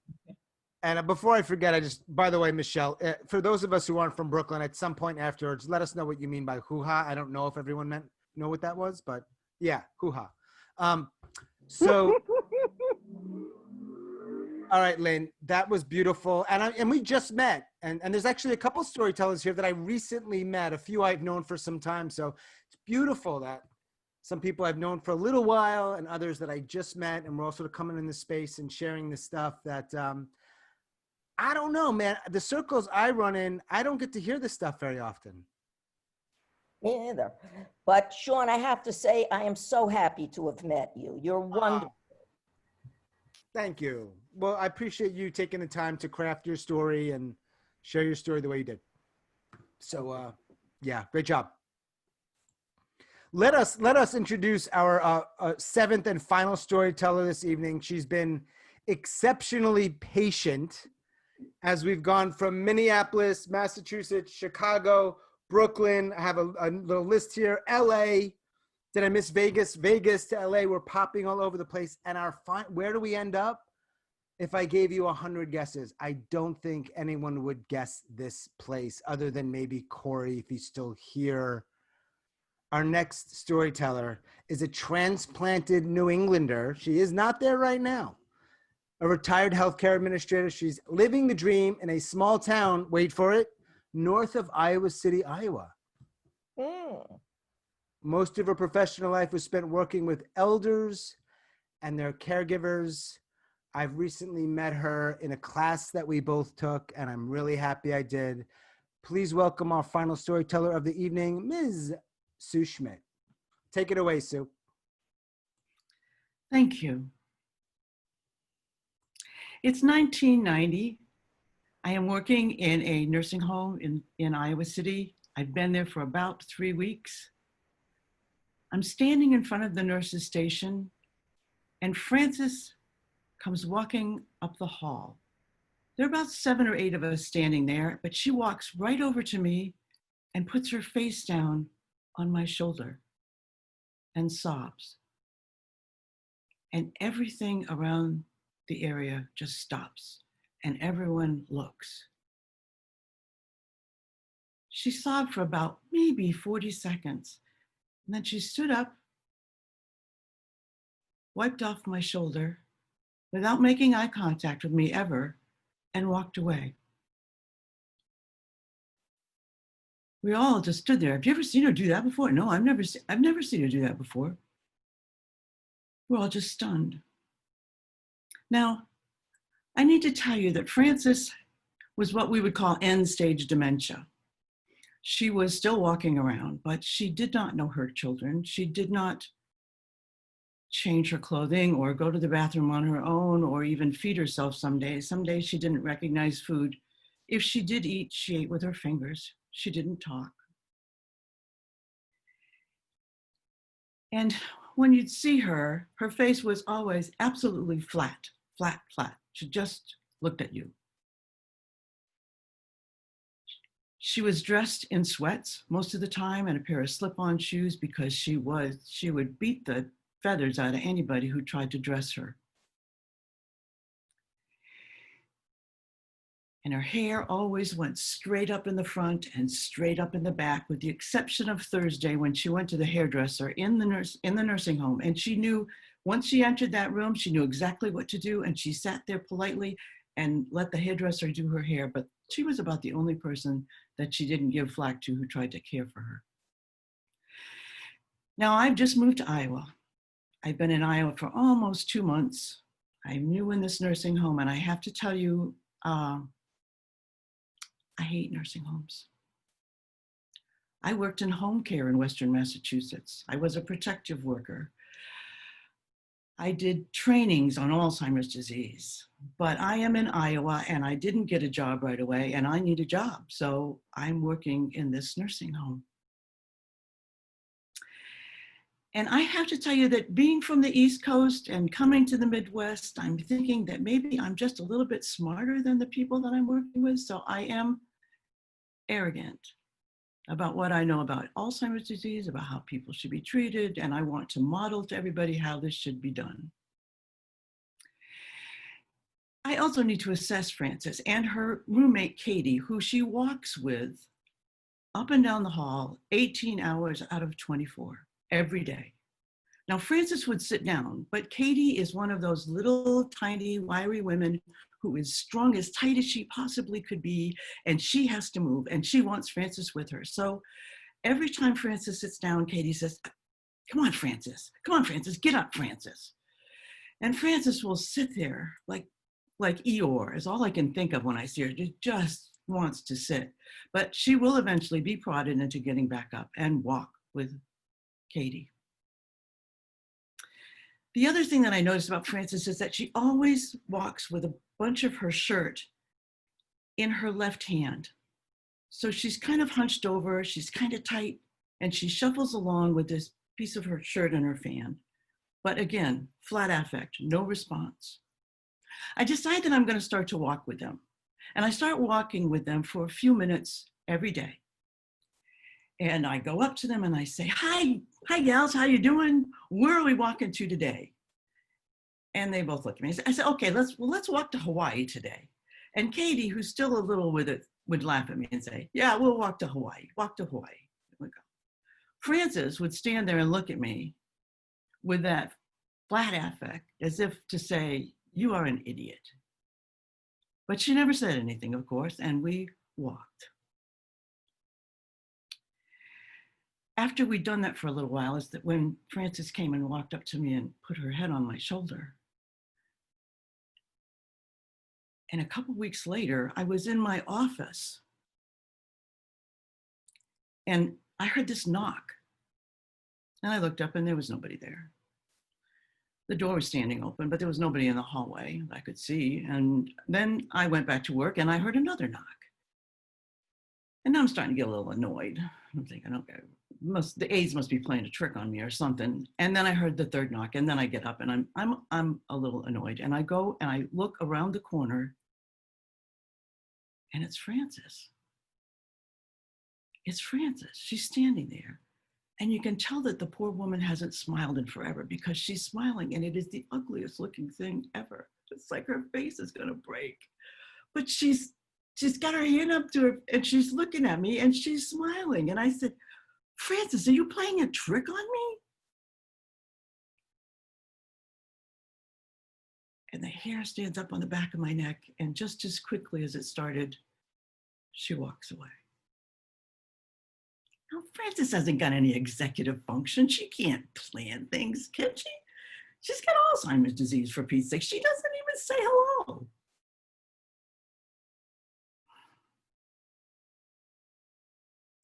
We kept walking. And about a month after that, I was sitting in the staff break room. And there's one thing that I forgot to tell you. When I would see Frances and I couldn't be walking with her, I would give her a sign and I would go, Frances, I salute you. And she would look at me, but never respond. So on this day, I'm having my lunch, and the staff dining room is right across from the residence dining room, and there's a door and windows on the side. And the woman who was having lunch with me said, I think your friend is here. And I look up, and there's Frances, sweatshirt in hand and a fork in her other hand, looking at me with that expressionless face. And once she has my attention, she goes,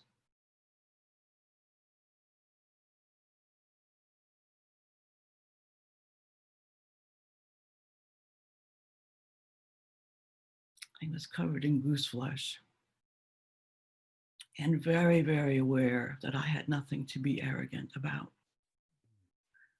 That she had, in fact, just shown me that given enough attention and the right circumstances, occasionally, she might be able to get back to herself. And I am so grateful that I was present when the synapses finally talked to each other and I could spend a few moments with her. Thank you.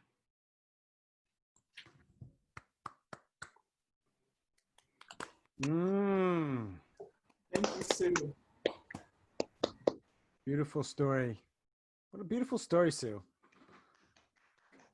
Thank you for sharing that. It's a great way to end this evening, or at least this part of the evening.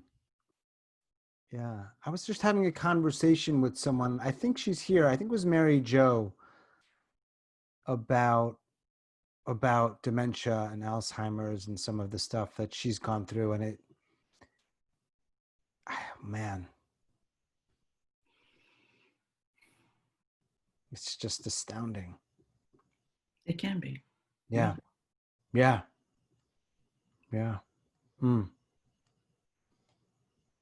What's it like living in Iowa?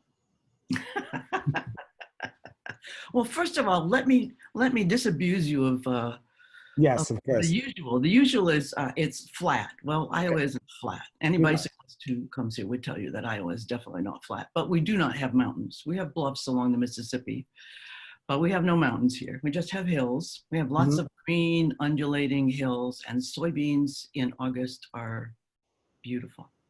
They shift in the wind, and it is every bit as affecting, I think, as the ocean at times. So, and people are in fact friendly. We had what we call a derecho just came through here. You may have heard it on the news. It was about an hour's worth of 140-mile-an-hour winds in a just one part of Iowa. And there was a group of people that I hardly know who live in my neighborhood, but who showed up with trucks and chainsaws and took care of the mess and carted it away. So the stuff that they tell you about people being nice is actually true. But don't spread it around too much because we really don't want too many people moving in.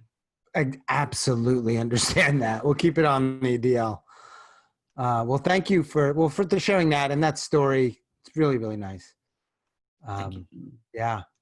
So I want to thank everybody who came, who listened or watched or did both. Certainly the 7 storytellers for crafting and sharing stories that are not necessarily an easy thing to do, and they're hard. And,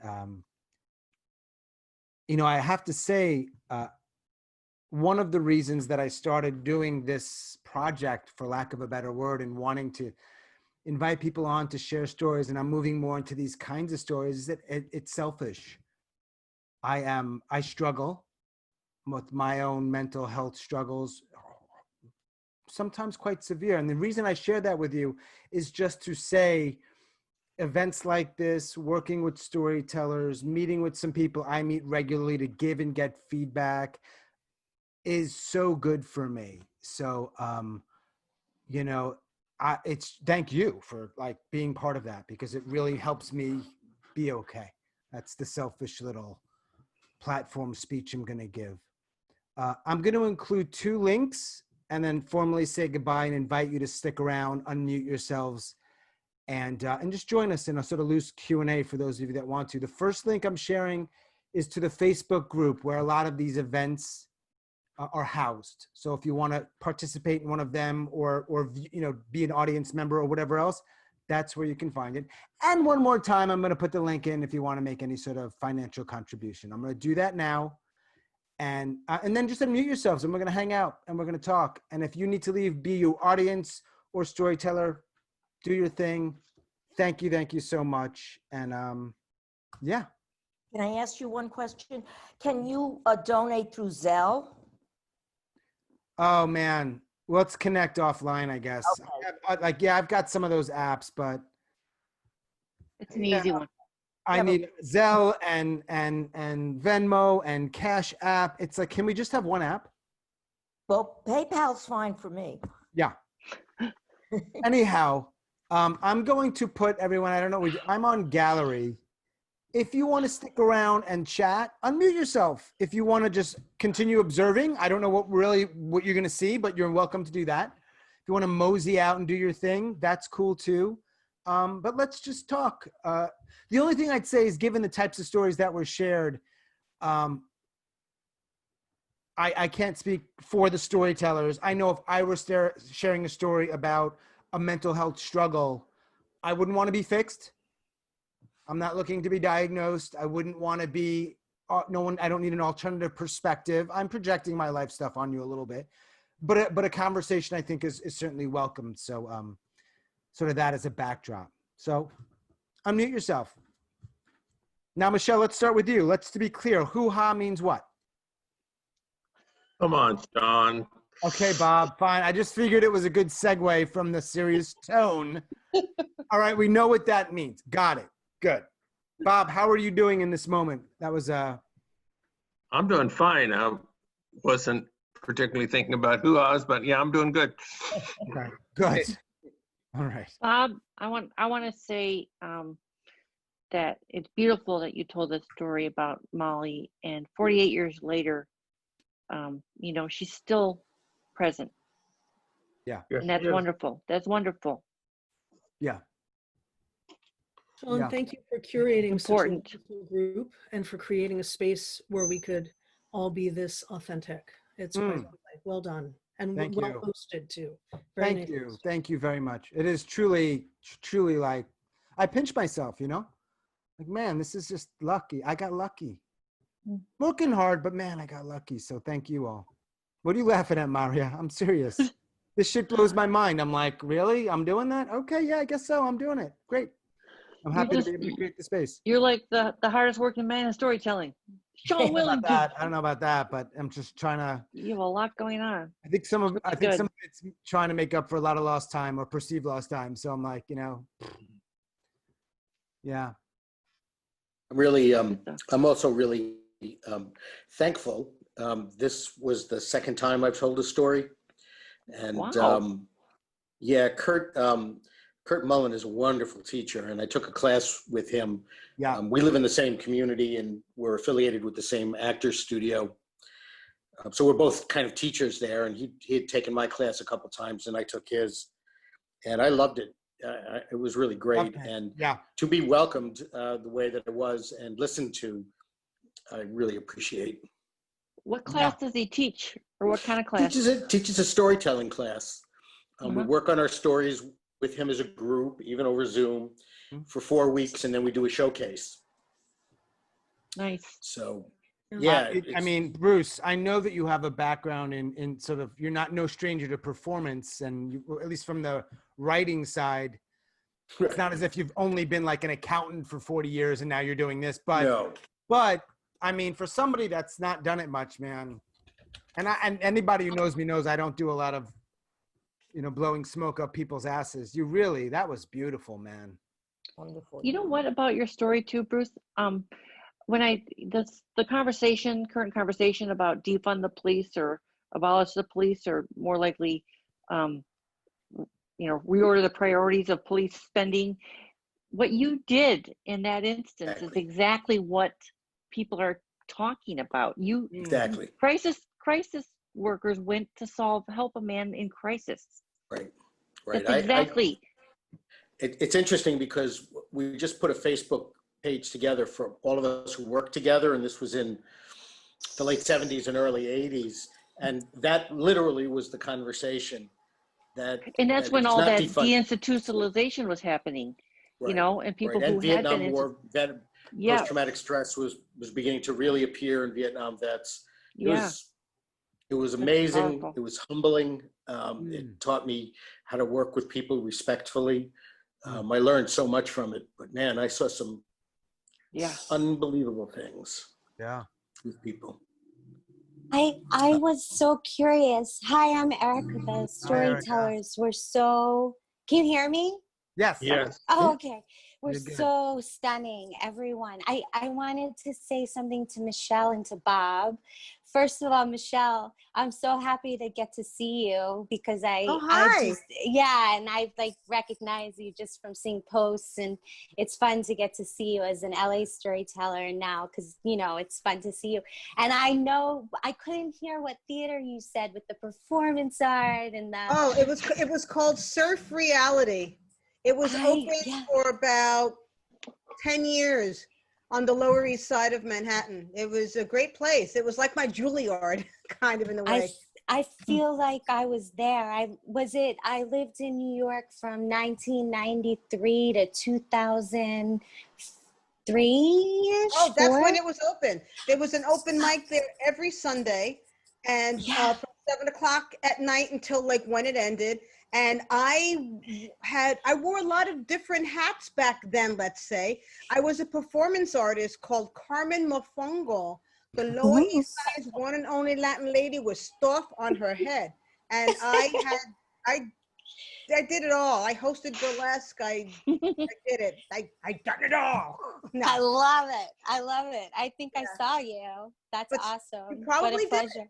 I was a lot younger, 20 years ago, but we're always young. It's a myth. It's true. F them, right? You're beautiful. Totally. Right. Yeah. Well, thank you for your kind words. Yeah, I loved your story. When I get to LA, I'll email you. Do you know Scott Schultz? His Yeah, I storytelling just wrote to busted? him to tell him his haircut looked good. Oh my God. So Yeah, yeah. I don't know if you guys know Scott Schultz, but he's an LA based storyteller, but he might be living in Massachusetts now. Yeah, he's in No, I think he's Massachusetts. still in Massachusetts. Yeah, he's in And Massachusetts. he does a show called Busted, Busted. Busted, and it's about getting around LA or anywhere, not driving, taking the bus. And his show's Nice. great. Yeah, and then I hope it's okay. Bob, I wanted to thank you so much. Your story was so moving, and I have bipolar disorder, and I have a sister that I'm very close to, and we live together, and it's a lot. It's very hard, and to carry that for your life. But I felt very moved by the relationship that you did have with your sister, and I'm no guru, or I'm just saying that I know that I feel like just luck I'm alive, and that you gave your sister good times and a relationship. And I think particularly sharing your story is so brave and so helpful, because I know how much love and support and having a certain kind of eye on you. There has to be a balance, like you've demonstrated, and I just really commend you. And I think this story is really going to help heal a lot of people, and I thank you. Thank you. Erica, where are you? Are you in LA? Yeah, I'm in Echo Park, Los Angeles, Cali. I know nothing about LA, but I believe it's LA, yeah? Yeah. Yeah. Okay. Yeah. Thank you for joining us and sharing what you just did. Appreciate that. Oh, thank you. This is really, it's wonderful. Thank you for bringing all these people together. My pleasure. I have a question for the storytellers or others who craft story, or I know there's a few people on here who are more like speech guys or gals, Toastmasters. I'm curious, when you're trying to put together something that is difficult, you know, you're not talking about a fun trip to the beach, different type of story.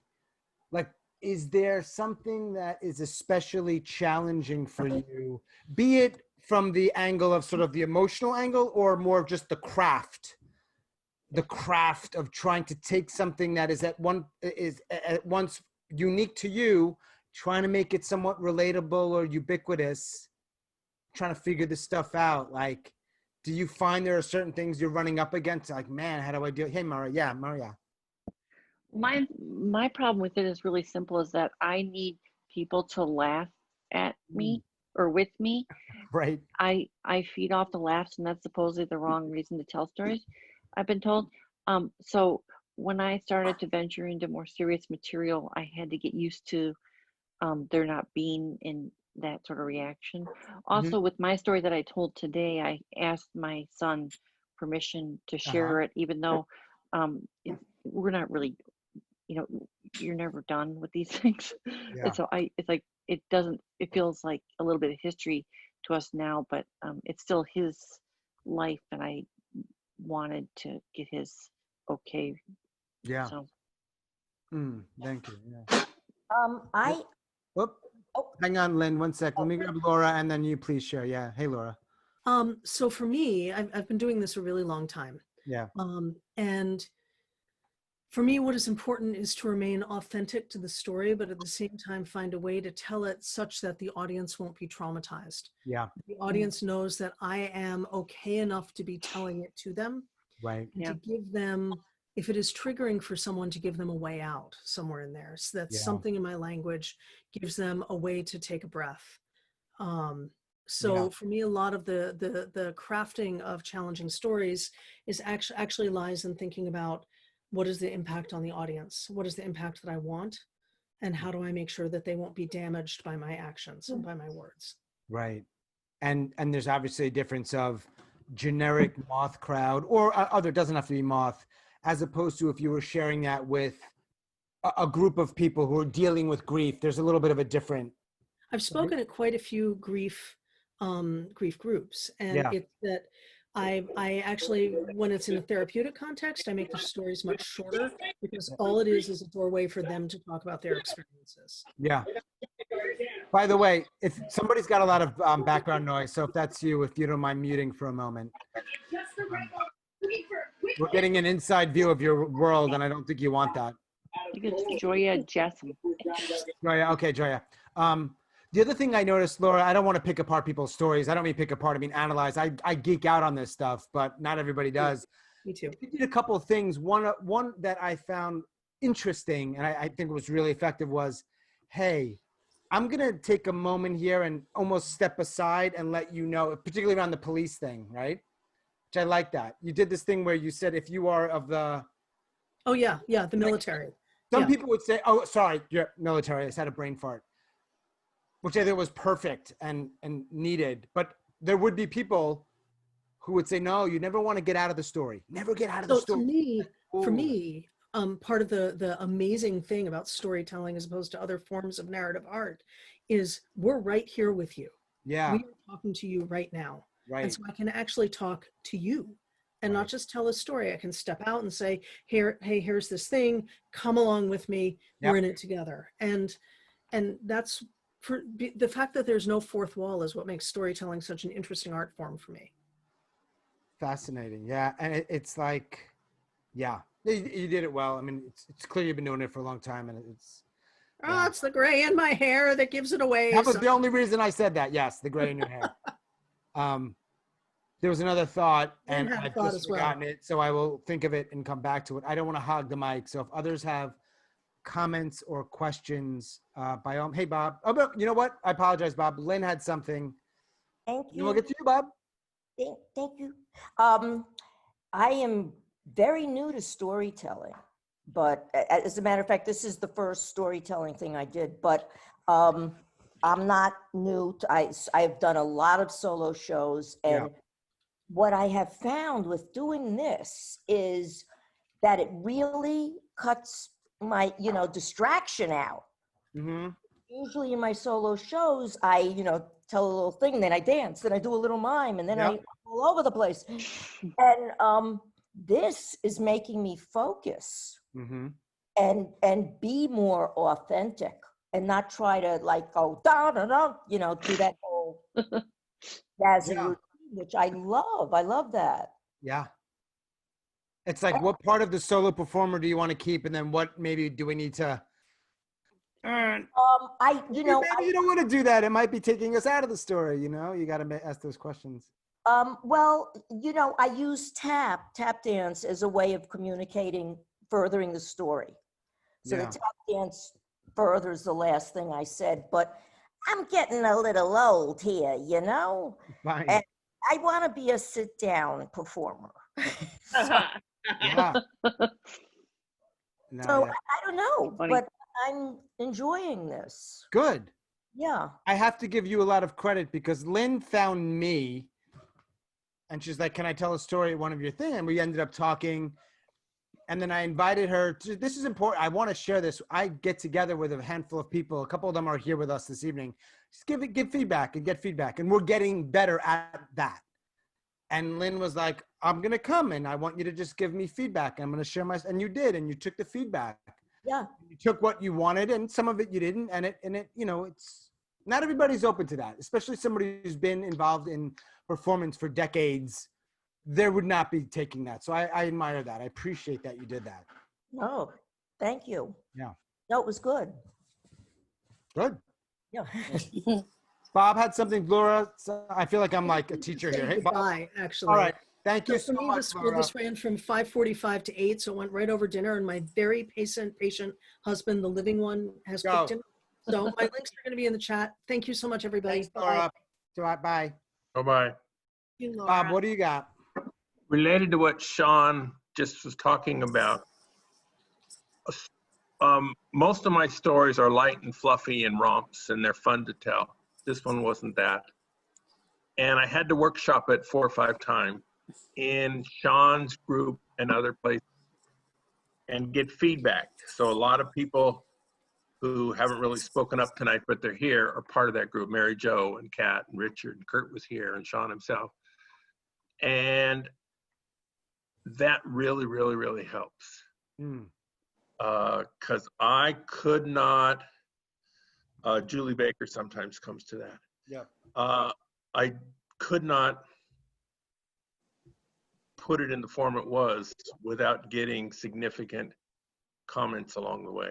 And so there are a lot of places to do that, whether it's, I know Corey's in Toastmasters and they have their own format to do it, and Marya and Steph have their own ways to do it, and there's workshops all around. But workshopping your stories, if you pay attention and heed what they say, you'll get better. Everybody needs feedback, right? It's impossible. I can't imagine anybody who's speaking or storytelling regularly who doesn't get some feedback, unless you're like a real savant. Like I don't have. I sometimes just lose track of where my story is in space after I've worked on it for a while. It's like, I have no idea if this is good. Yeah. You know? Hey, I think that's true of writing as well, right? I mean, if you're a writer, you eventually get to a point where you have to show your work to somebody and get feedback. Absolutely, yeah. Then you go like, oh shit, I should have done that earlier. Yeah, well, I mean, yeah, Bruce has been patient. What's up? I mean, for me, because I'm so new at this, I'm new at this, but I've been writing plays for probably 17 years now. And with Charlie's story here, the thing that I really wanted to be careful about was not exploiting the situation. You know, that moment when he says, I had to cut it up because it wouldn't fit, you know, I mean, people laugh and then people are so moved by that. And that was just a blow away moment. And I find often that in the plays that I write, even in 10 minutes, you know, I use humor a lot to get people to a spot, and then the character says something that is usually very, very powerful. Yeah. And that, you know, it's very interesting to see the difference. But for Charlie, I wanted to make sure that it wasn't exploitive, that I wasn't putting on a freak show for people, and that I wanted to tell a story that moved me very deeply. Yeah. Did you ever consider while you were, and I think it worked beautifully, while you were thinking about the craft and what you might add or take out, was there ever a moment when you said, I don't want to put, it's a risky move in a way, not move might not be the right word, but did you ever think, let me not put that part in? It's risky and they may think X when I want them to think Y. Yeah, you know, it's interesting. An earlier iteration of the story, I described coming into the building more, and I had this image that stuck with me forever that I ended up taking out because it was important to get to Charlie. But the wallpaper on the wall leading up the stairs was like stained with grease and sweat from people being drunk and leaning on it, trying to pull themselves up the stairs. And so I had more details like that I ended up pulling out because I thought that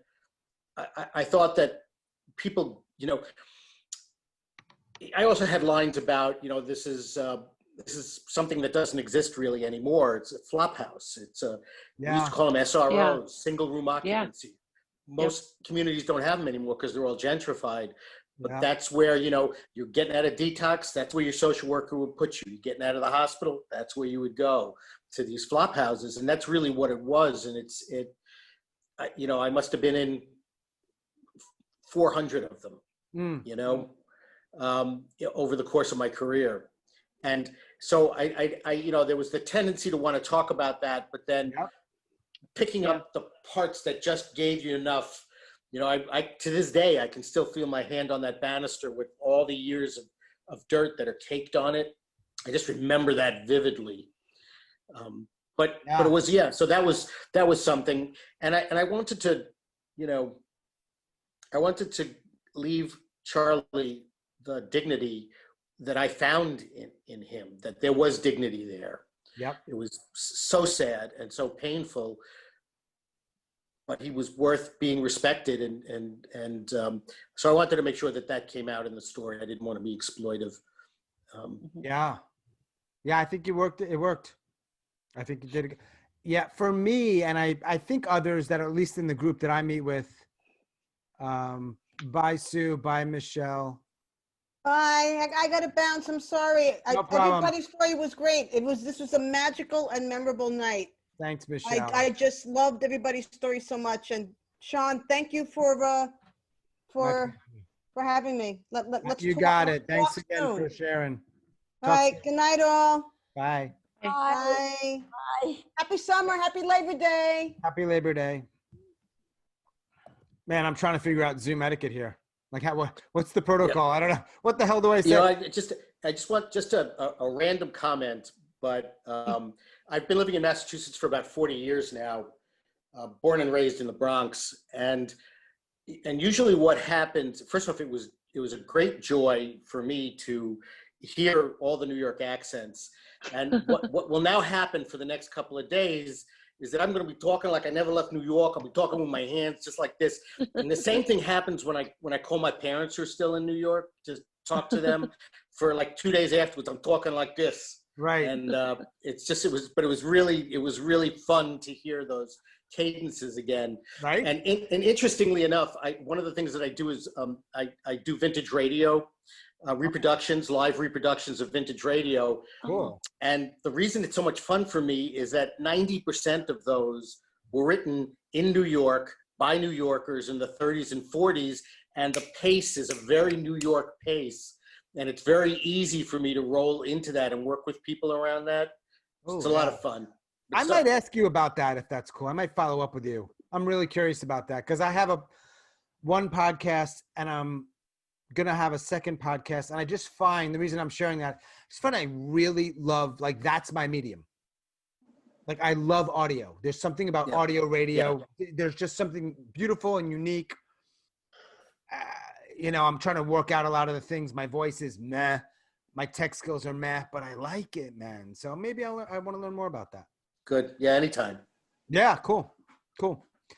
What else we got? We have anybody who's has a question or something or a comment who hasn't shared? I do. Hey, Kat. Hey. I've got to go in a second, but I definitely wanted to let everyone who's telling a story know that this is like a really important subject to share because I think everyone who has a mental health struggle thinks they have a struggle alone. Yep. And thinks they're strange or somehow broken. Yep. It is really awesome to hear accomplished people, intelligent people, people who've had really great lives also able to share that, yeah, I've had these struggles. I think, I don't know, I wish it was okay in more forums to share such things. Because I have a feeling there's a lot more people are struggling than you would ever even be able to guess. And they all think they're by themselves. Yeah. So you're right. Thank you guys for sharing. Thanks, Kat. And I must go now. Are you going to be at the Moth tomorrow night? There's a Moth? I did not know. I might. I have a teller's position. I'm supposed to be telling, I mean, I got picked, but right now the story I want to tell, we come to the swap shop tomorrow. The swap shop is the group that meets, that's what we call it. I need help. So I'm going to lean on you all for that. Okay. Bye. Anything else? I'm in no rush, but I don't want to stay here. If nobody's got anything to say, I'm down either way. Hermina's here. Renee, Sherry, Richard, I think is here, though he's strangely unvideoed. Dan, I don't know if I've met Dan. I see you there. I don't know if we've ever connected. Hey, Bob, I have a question for Bob. Is Yes. your story about your dad and the money, is that on video or audio available anywhere? It's here. I recorded it. Oh, you do? I recorded it. I mean, if nothing else. Sean, you sent me a recording of one of mine. Was it that one? I have the first time Bob told this. Can I share this, Bob? Whatever. The first time he showed the story. I literally think the first. I have that recording. This was in the workshop or on First time stage? he showed it in our workshop. I recorded it because I remember one of the things, if you're a story geek, you'll appreciate this maybe, we wanted to keep was like, it was so raw and authentic and it's easy to get away from that and start crafting and crafting. So, Marya, I have that, I mean, with Bob's permission, and then I have a recording of tonight. Those are the only two. There's other versions in between, but. Sean, she's talking about a different story. Oh, great. I should The probably. one with my father's will. Yeah, the one with the father's Wait, will. I just said all of that and it was totally unrelated. Yeah. Yes. Wow. Someone's got to eat some humble pie here. Son of a I bitch. enjoyed it, Sean. I was there. Very interesting. No, Why are you Bob, asking questions that about? Okay, go ahead. Fine. I have retold Bob's story in my own words, and I would to people several times in the last month because it's really stuck with me. And I would like to share the actual version versus my filtering telling of it. So if it does exist. Put them on Story Jam. No, wait. So sorry to go back. I must. The night is getting away from me. Which damn story? Well, I don't even know if you were there now that you're acting so unknowing. Angry. My father's will, where I had to stay married in order to Hey. get a share of the will. Yeah. And that screwed up my life for a long time. Marya, And where, eventually- yeah. That's the story. Marya, but where did Marya hear the story is what I'm curious. I don't She know. might have done it at a cocoon. Oh. Oh, then they might have a recording. Bob, That's how I Zoom have the recording burned out I of am. some of our swap shops. I don't plan to use them in any way, so I might be able to find it. But that wouldn't be like the, I mean, whatever. All these stories are in different versions, so I don't know which version. Anyway, I guess, well, maybe the other thing I can say is, Bob, you should tell that story at other shows because it is a home run of a story. I tried it at the Slam. They were not overwhelmed with it. I told you it was going to win. Who were they? I'm going to call them.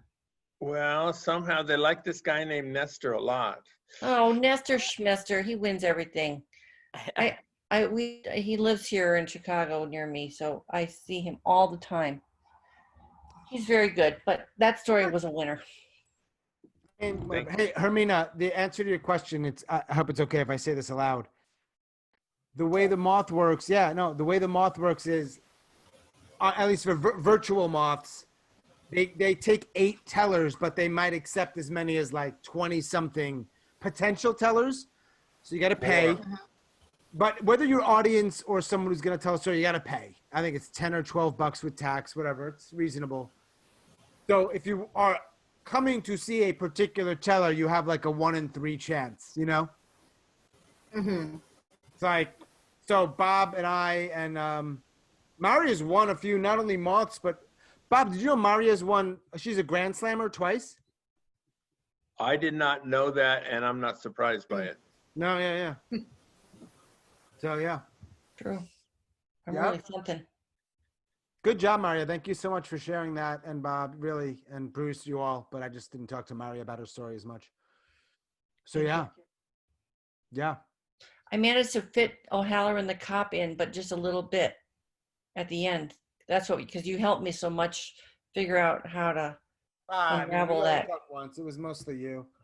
You got to talk to someone about this stuff, though. Whether whoever it is, it's like I guess there are people that just do their own thing and it works out. But man, I was on a call today with both Kurt and for a little while Richard. I think Richard's still here, and like,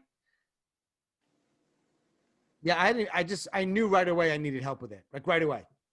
You know, some stories are like, all right, let me try to craft this. And this one's like, oh, there's a good story here, but I'm already a little lost because it's like, same with mental health stuff. This happens to be about like love. It's like, it's just so big.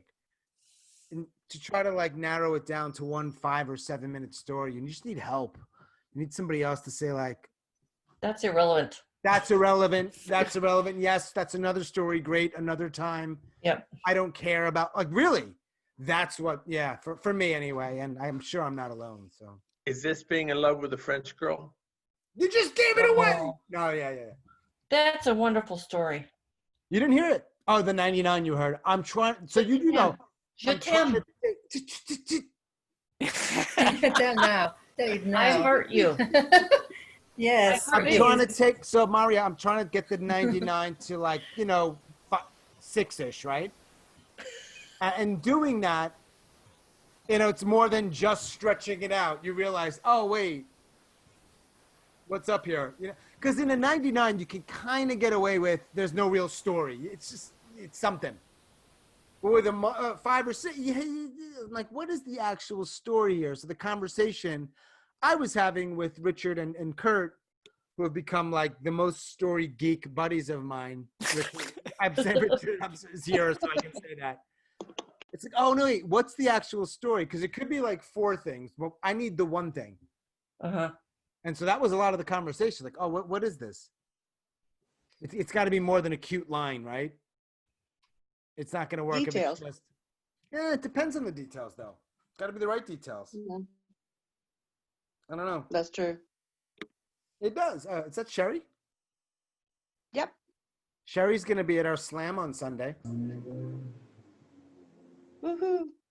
We have 3 people here who are going to be part of that. So no pressure, Renee or Dan or Hermina, if you have a question for anybody or a comment, it doesn't need to be story related. You could just share maybe perhaps how you're doing 5 months in of the damn virus and you were all locked up and shit. How you doing? Maybe my curse words just scared them away. Okay. I just want to say, Dan mentioned in the chat that he thought that the time constraints were too small and he prefers like a 10-minute story. Yeah. But when I've actually heard people tell 10-minute stories, invariably I'm thinking, man, that was too long. Yeah.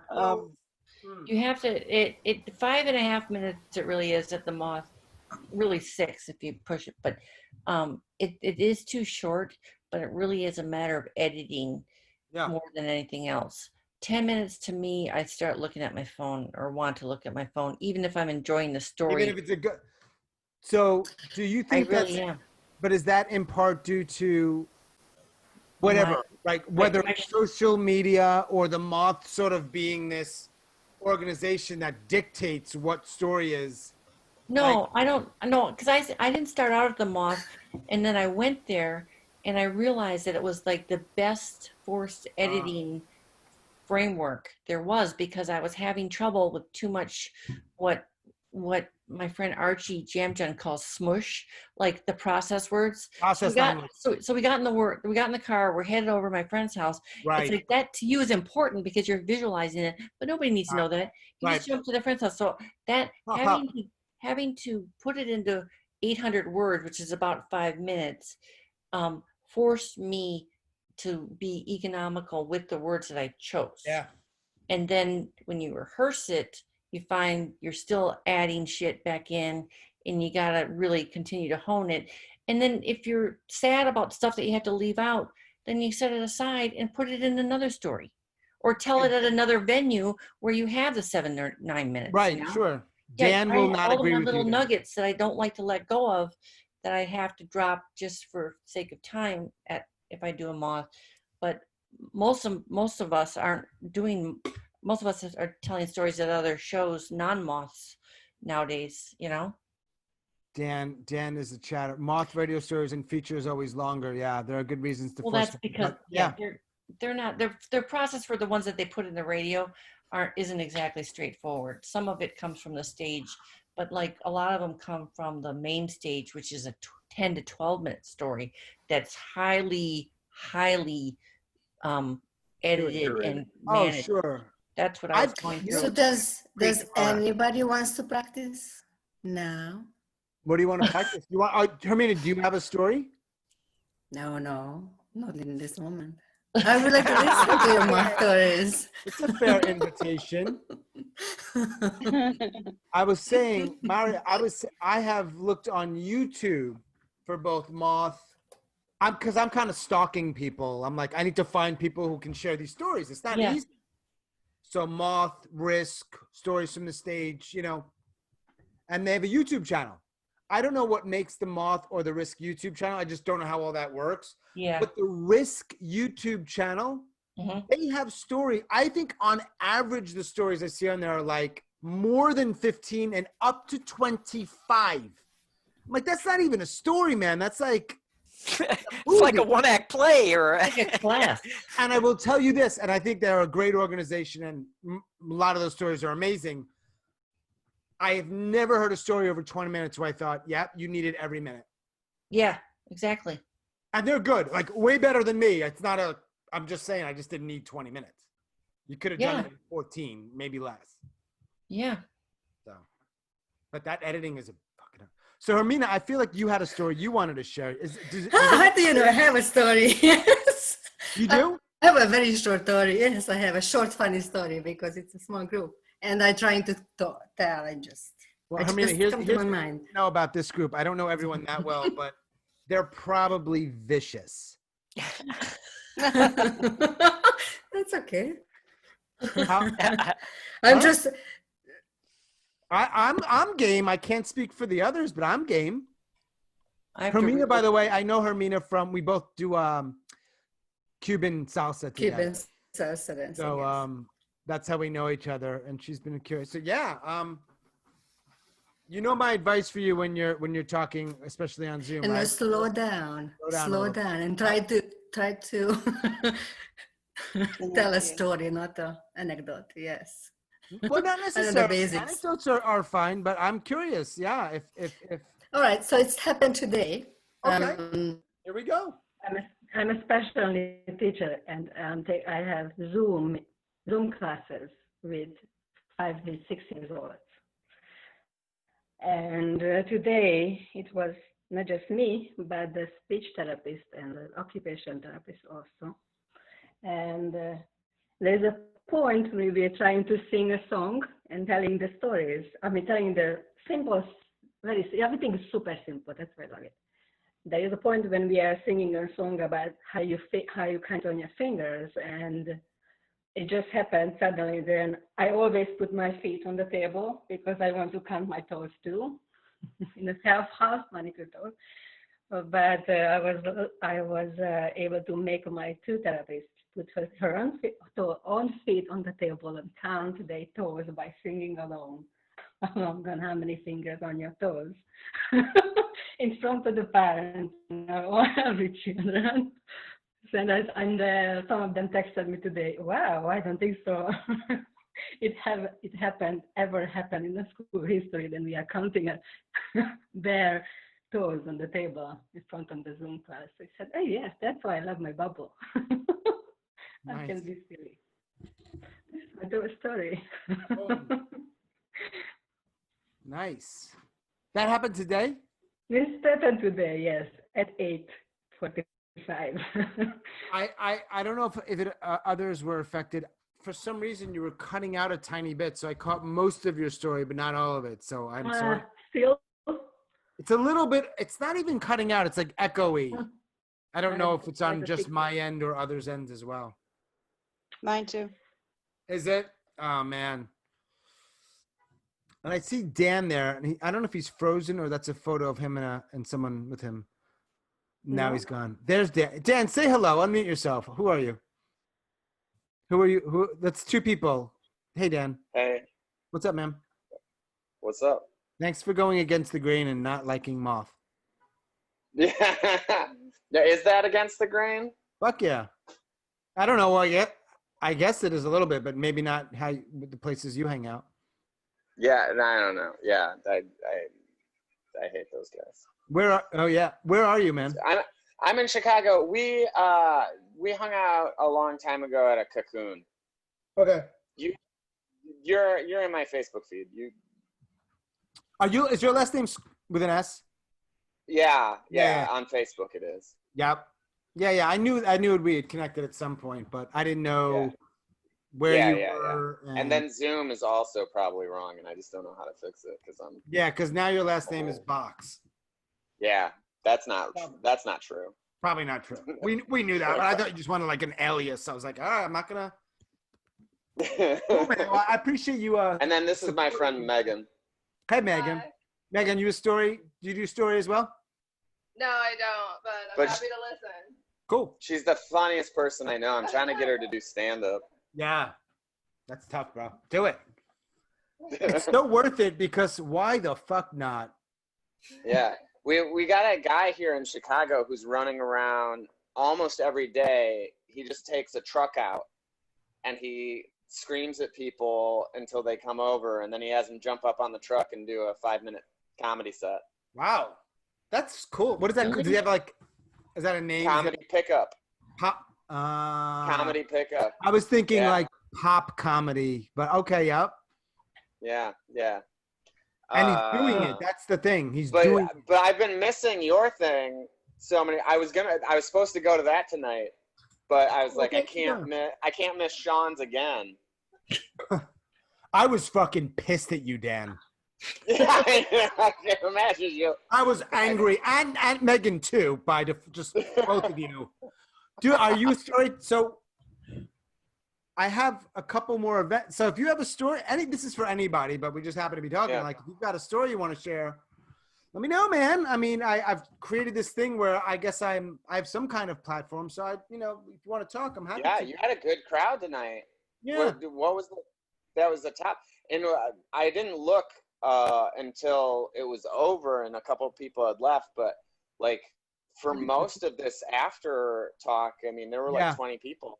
Yeah, it's hard to get people. I mean, there are people out there that have been doing this and have this huge following, and I'll be on their thing and I'll be like 200 people. But for me, who essentially started from scratch in March, I mean, I've done other things in the world of performance and story, but just like this whole thing, if I could get 50 people, that's but as I've done the mental health stuff, I truly want people, but I don't think in terms of numbers. I think these are the people that need to hear it. Yeah, even if it's 18, I'm like, fine. So, but it's tricky. People have a lot of different things they could be doing and 9 different online virtual events at any given moment. So it's like, I don't like. You should mention the show Sunday, Sean. Yeah, I will. Definitely. Dan, you mean right now? Yeah, yes. Richard's my marketing coach. On Sunday, really uncomfortable, awkward segue. No, on Sunday we have a 99-second slam. Oh, that's right. Yeah, so if you want to come to that, but we already have all the spots taken. They were gobbled up like boom, boom, boom. Oh, I'm sure. Yeah. But maybe we'll have another one. How many people do you take? I'll show up. Marya, when you say how many people do you take, it's like, here's a secret. Marya, you're in Chicago too, right? Yeah. Aren't we in the same church? No. Wait a minute. Aren't you my wife? Aren't you? Megan, we're going to have a conversation. Church? I'm in the Church of Storytelling, but I don't go to a church with a steeple. There's another Marya who's working in the storytelling world named Marya Flood Sprinkle in Evanston. Oh, maybe that's her. That's weird. Maybe that's who I confused you. You're not, but you don't go. You haven't told the story at Gilead. Yes, I have. Oh, that church. That doesn't count as a church. Well, right. I think we told together. Oh, was it on Easter a couple years ago? No, more recent. Oh no. What is Gilead? No. I did tell a story about my Bruce Springsteen church. Man. A few years ago. What's Gilead? It's a hippy dippy queer church. Yeah, it's a queer storytelling church that's set in a bar. What's a storytelling church? Okay, so what it is, it's set up just like a mass, but instead of doing readings, people get up and they just tell stories. And about then God? instead of just about whatever the fuck they want to talk about. Oh. And then just like this, just like a moth, just like anything. Yeah. And then instead of doing hymns, they do karaoke pop tunes. Nice. But the people that run it are actually pastors, like with divinity degrees. Yeah, it's like legit. Yeah. Wow. All right. And the thing that sold me was they were passing out communion at the end, and the minister was like, her name's Rebecca. She's like, listen, if you don't feel comfortable taking communion, you don't have to take communion. We give you the blessing anyway. And then she passes it out to a couple people, and she turns to the crowd and she goes, unless you don't want the blessing, because we don't believe in non-consensual blessings in this church. And I was like, that is the level of PC that I need in my communion passing out. Non-consensual I'm play. always hesitant when people want to share stories about stories, but that's a story worth sharing again, bro. Love that shit. Yeah, like the meta thing. Everyone does the meta thing. But hey, it works. Yeah, that's a church I would go to. We don't have that here, but we don't have much here, so there's opportunity for what it's worth. But yeah, man, if you have something you want to share, I'd love to just we'll connect on Facebook Messenger. Yeah. We'll keep in touch. I'm going to be trying to do more stuff. Awesome. So maybe what's your story? Can I jump into the story swap tomorrow? The swap shop? Oh, the swap shop, absolutely. It's open to anyone. I don't go around talking about it a lot because what time I does actually that hit? don't want to. It's 3 p.m. 2 p.m. your time. Perfect. Do you want me to? If you message me, I'll message you back the link. Yeah, I'll message you. Just remind me, and I'll get it to you. It's just Richard's there, Bob's there. I don't know if anyone else is there. Yeah, it's just back and forth, supportive but kind of firm. Like, I'm looking for it. Cool. Yeah, that'd be great. Bye, bro. Sean, I'm going to bail here, and I want to thank you for welcoming me to the family. You rock, man. I really appreciate it, and feel free to get in touch with me. I'll keep watching. Send me all kinds of emails, and we'll talk about vintage radio. It's a lot of fun. Awesome. Thank you, man. All right. You did a great Take job. care, I really everybody. appreciate it. Great job, Bruce. I love your story. Peace out, everybody. Bye. Bye, Bruce. And thank Bye, you, everybody. I'm going to. Bye, Bob. Bye, Dan. All right.